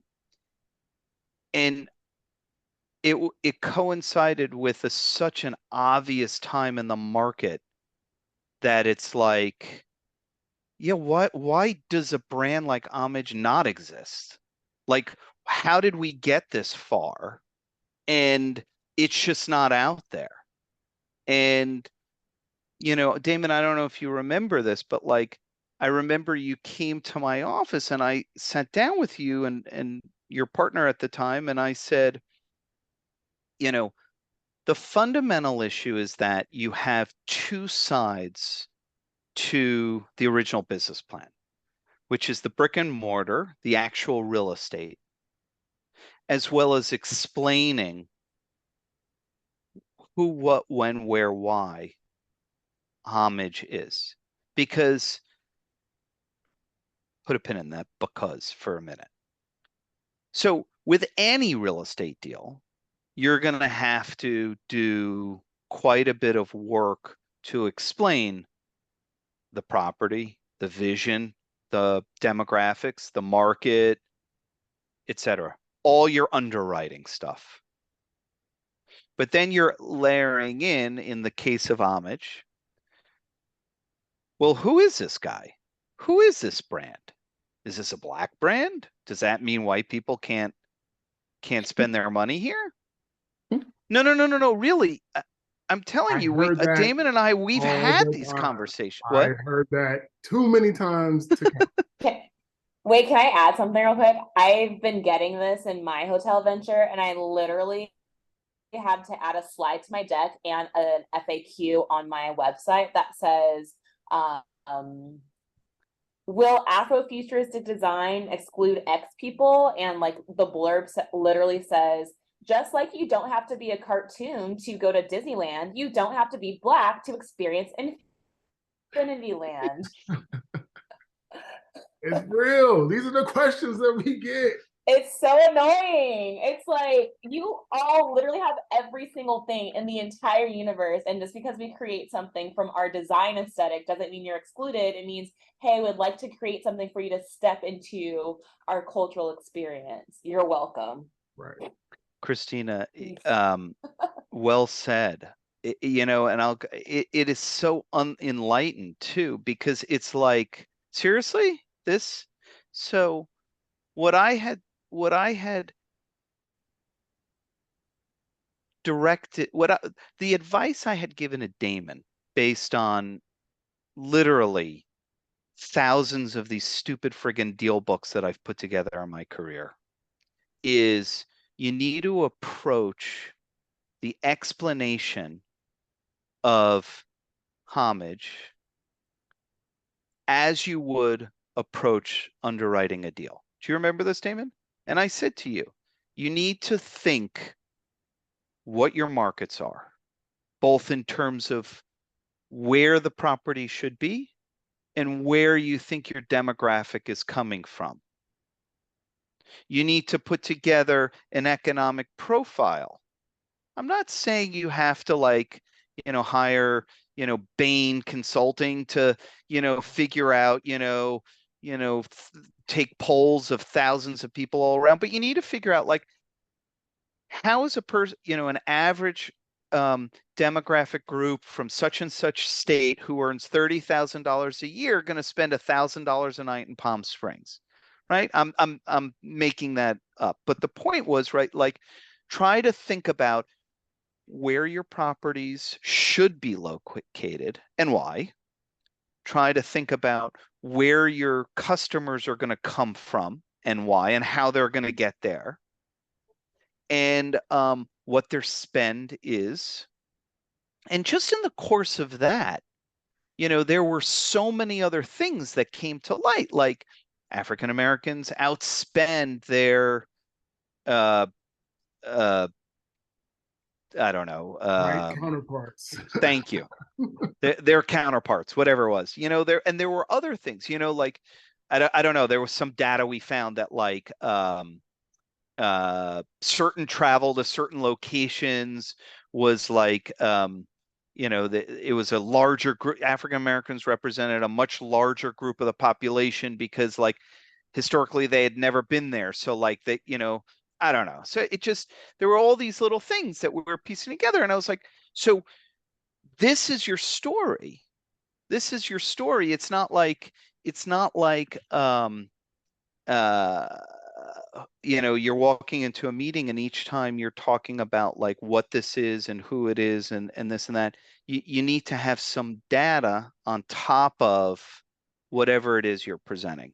And I'm just using that as a very simple example of like, John Jay, to the extent that you have a concept on top of a real estate play, you need to also think about how you're underwriting the concept in addition to sort of explaining the vision, right? Yeah. And so Christina did a really good job explaining the vision, right? Nobody ever said this was for one group or the other. It's just a different perspective, a different design, a It's different literally feel. design. Like Yeah, that's what's so yeah, yeah, yeah. I'm annoying. 'Cause with it's you. literally just like it's a But then design aesthetic theme influence, that's right. whatever. And it's like just like yeah. Sorry, I'll But go on that. Damon and I looked at something. We looked at something in Baltimore, and he looked me square in the eye and was like, "Every mom and grandma is going to travel 2 hours out of their way just to check this place out." And I'm like, that makes sense. So, for what it's worth, I think that you need to think about how to do that. And think about, and there's a lot of data out there. One place that I like to get data from is a website called Statista. And I'm giving you 2 more minutes. 2 more minutes. So there's Statista, which has a paid and a free. And usually you can get pretty far with the free until you have to do the paid. The second, and Damon and I did a whole bunch of research on like the weddings business, and I was able to get, probably 70% of the information from Statista. And by the way, I don't want you to think that having to support these concepts is specific to any idea or group or whatever. I actually put together the first Margaritaville hotel in Hollywood, Florida, which today is like crushing it, like blew away all of our projections. But at the time, it was a hard sell. Like, what do you mean Jimmy Buffett wants to do a hotel? Like, it's going to be right on the beach, right on the boardwalk. The boardwalk. We ended up having to do a whole economic analysis on how much foot traffic annually is on the boardwalk, what the average spend is, what the total spend is annually of the boardwalk, how much of that we're going to capture, this and that. And I'm not kidding you. We went to banks, we went to equity. Everybody tossed it out. They were like, this is a joke. Hotel probably did 2 or 3x better on the rooms and all that. And the F&B and the boardwalk attached component did like 10x better. Starwood, I got Starwood to put up $5 million in that deal, and I think they got like a 5 or a 7x on that. I mean, it was like, I think they walked away with like $30 million profit, total return of like $35 million. And somewhere in one of my boxes, I have like the fund that invested, like the year before they harvested it. And it was, I mean, so I have the data somewhere, but it was crazy. So it's not just, right, any new concept. People who allocate money have to have a reason that they can justify putting the money out there. And you as the borrower, whether you're trying to get equity out of somebody or debt, you need to do the work because they're not going to. And so the reality is the reason you write these stupid OMs is, well, there's lots of reasons, right? But really, ultimately, you want the analyst who's going to put together the presentation for credit committee to take your book and not have to reinvent the wheel, so that he can copy and paste the project description, market data. They're going to do their own independent, research. You know what that means?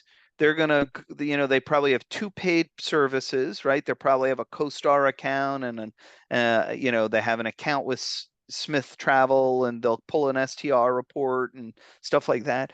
And then they're going to call like 2 other hotels in the market, or 3 other competing multifamily projects in the market. Then they're going to fly down, check out whatever your asset is, and then they're going to leave you and they're going to go check out 2 comps or 3 comps, take some pictures. And that's the work that they're going to contribute to a credit memo. All the rest, you kind of have to hand them on a silver platter. People don't like to do work. And so if they then need to explain a brand, a design, a media concept, an F&B component attached to like a public walkway, you got to quantify it, put it on paper, cite your sources. One last thing. I know I'm really rambling, but one last thing. So I was hired to put together the capital for a big project in Washington, D.C. called the Wharf. The Wharf is 1 mile of waterfront on the southwest waterfront. You would not believe. And this ultimately was like a $2 billion project, huge success. I successfully raised 220 million from a Canadian pension fund. You would not believe how stupid this smart money was. They couldn't understand for the life why office users would be willing to move off of K Street to this location. Like, well, I don't know. I don't see it happening. We're not willing to take any spec office leasing, meaning they wouldn't lend on the offices unless you had signed leases. But they were absolutely willing to allow my client to develop 850 rental units at the same time, because every single one of them was like, oh, the multifamily rental market is no problem in DC. It's blazing hot. Office spec, unless you have signed leases, we're not going to lend on that. The hotels, we really don't like hotels. We had a lot of trouble. They did an Intercontinental hotel and another one that kept changing the flag. I think it was ultimately like like a Hyatt extended stay. There was a Canopy and a something else. And the retail, they were like, you're going to need substantial leases on the retail. They couldn't believe that the retail on the water, brand new community, $2 billion investment. What do you think happened? The retail did twice as good as they expected. The office leased 100% immediately, and 800 units of rental units hitting the market at exactly the same time. Wow, that's a lot for any market to absorb. 800 units. So 3 years after construction loan, completion, they're like still leasing up units. Okay, sorry. I'm sure you guys all want to go. Nah, this was great. This is great. I appreciate it, man. I appreciate it. I'm gonna share the deck. I'm gonna share your contact information. Okay. But man, To the extent I can help, I'm happy to try to do so. I'm in New York. Yeah. No, this was excellent. And I'm Sky, by the way, Stephen. Thank you so much for presenting. And I'm going to ask a question, but feel free to like provide Damon with the answer for us, for Damon to share I out. mean, if y'all want to stay on, feel free. Damon. I'm about to get on. But if y'all got more questions and y'all want to hang on, do y'all thing. I'm not gonna shut y'all down. Not the way the Outlook calendar looking, but no, I just a quick question. Because to your point, and I'm based out of DC and was a part of like the early renderings and conversations of the wharf. Same thing with Navy Yard. Everyone thought a hotel would be crazy. Thompson's doing amazing Navy Yard. So my question I'm getting to is, how do you convince, especially for those who are looking to develop projects, like what are some best tips? And David, I'm sure you can give us some insight with this as well, where you're going up against a group of investors or lenders and you're having to convince or pitch why their market will be successful in front of a group of people who traditionally or historically can't see outside their box. And not even just the market, but yeah, development project. Oh, I want to do a boutique or a luxury. And it's like, no. Yeah, understood. So Sky, let me ask you a question. Do you have something specific that you're working on now in mind? So I am an interesting case on this call. So ask me that question 2 years ago, I would have gave you a hotel OM via email.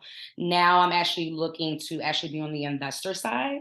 And I do work for a large hospitality brand right now, but okay. So I was going to try to give you specific thoughts, but so basically there's two sides of it. Okay. If you have to really oversell, they may not be the right investor. And so the reason that I said early on in the conversations about debt that your local lenders are probably the best places to start because, Damon and I were trying to do a deal in this tiny little town. And I don't even remember the name of it, but I know the name of the relatively larger town, which was like 20 minutes away, Frederick, Maryland. And like we found some bank. We didn't find it. Some broker found it for us. And, we didn't have to explain what XYZ town was. They were like, oh yeah, I went to an event at that property. That's a great property, blah, blah, blah, blah, blah. So in that regard, right, that kind of gets you from A to B pretty quickly.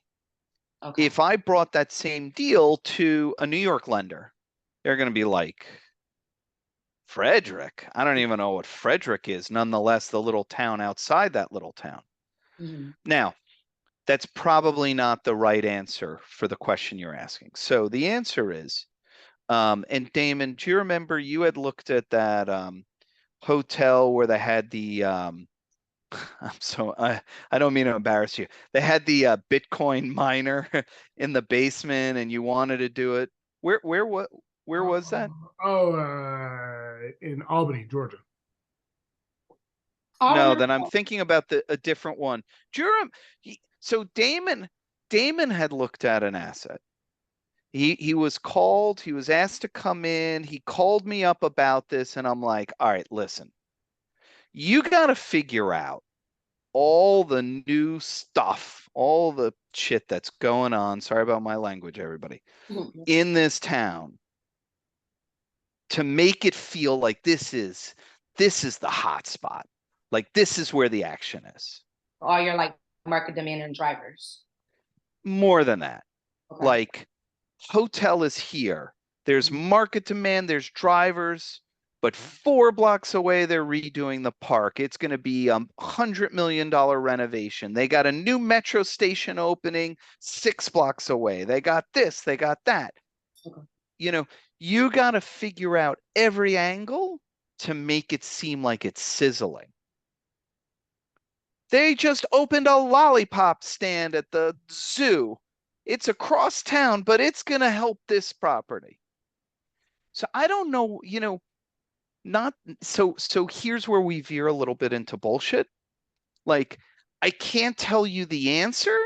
Mhm. You unfortunately have to figure out the story that you're going to weave in whatever the deck is that you put in front of investors. Now, Sky, you told me something pretty useful, which is that you've kind of gone onto the other side, onto the investing side.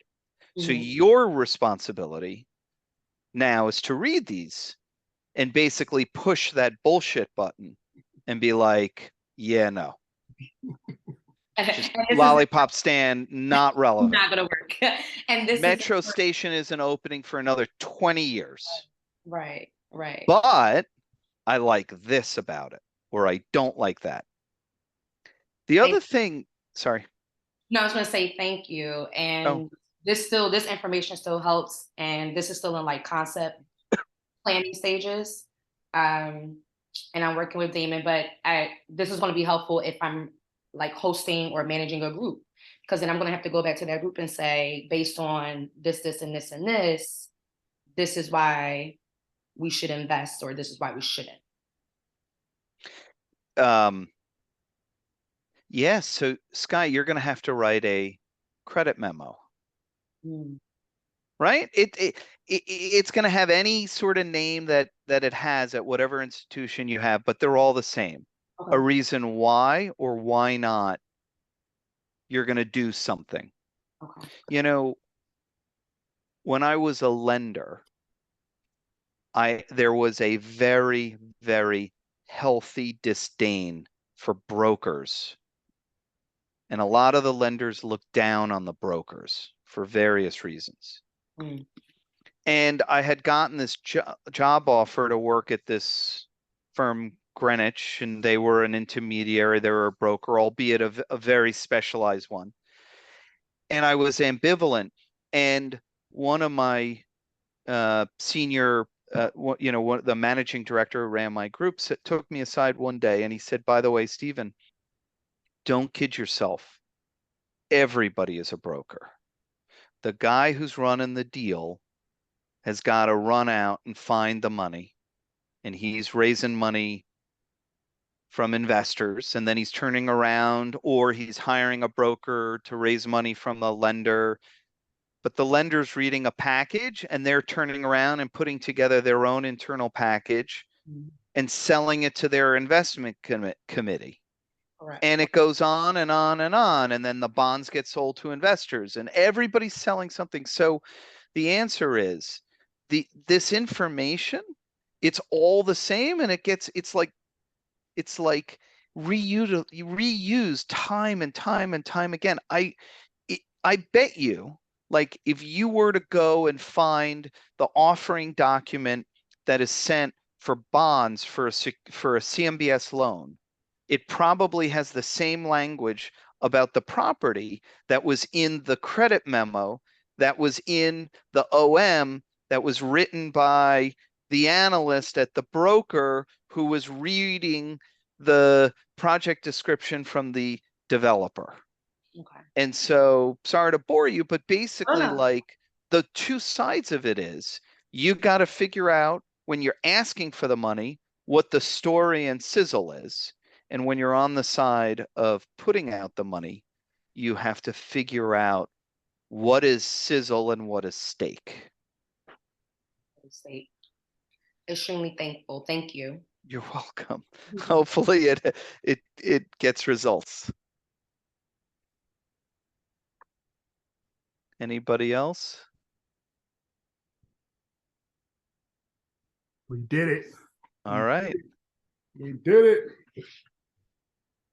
Yeah, it's way past it's way past my bedtime. Okay. But I appreciate you, man. I appreciate you. Hey, anytime. Good luck, everybody. I put my email in the chat or whatever, and I'll do my best to get back to folks. Perfect. Perfect. All right. I appreciate you. Take care. Thank you, man. Bye. All right, thank you so All right, much. y'all. Peace out. Next Thursday, I'll see you. Hope you enjoyed the class. Yeah. Yes, thank you. All right, y'all. Have a good night. Thanks, All Damon. right, have a good one. Everybody.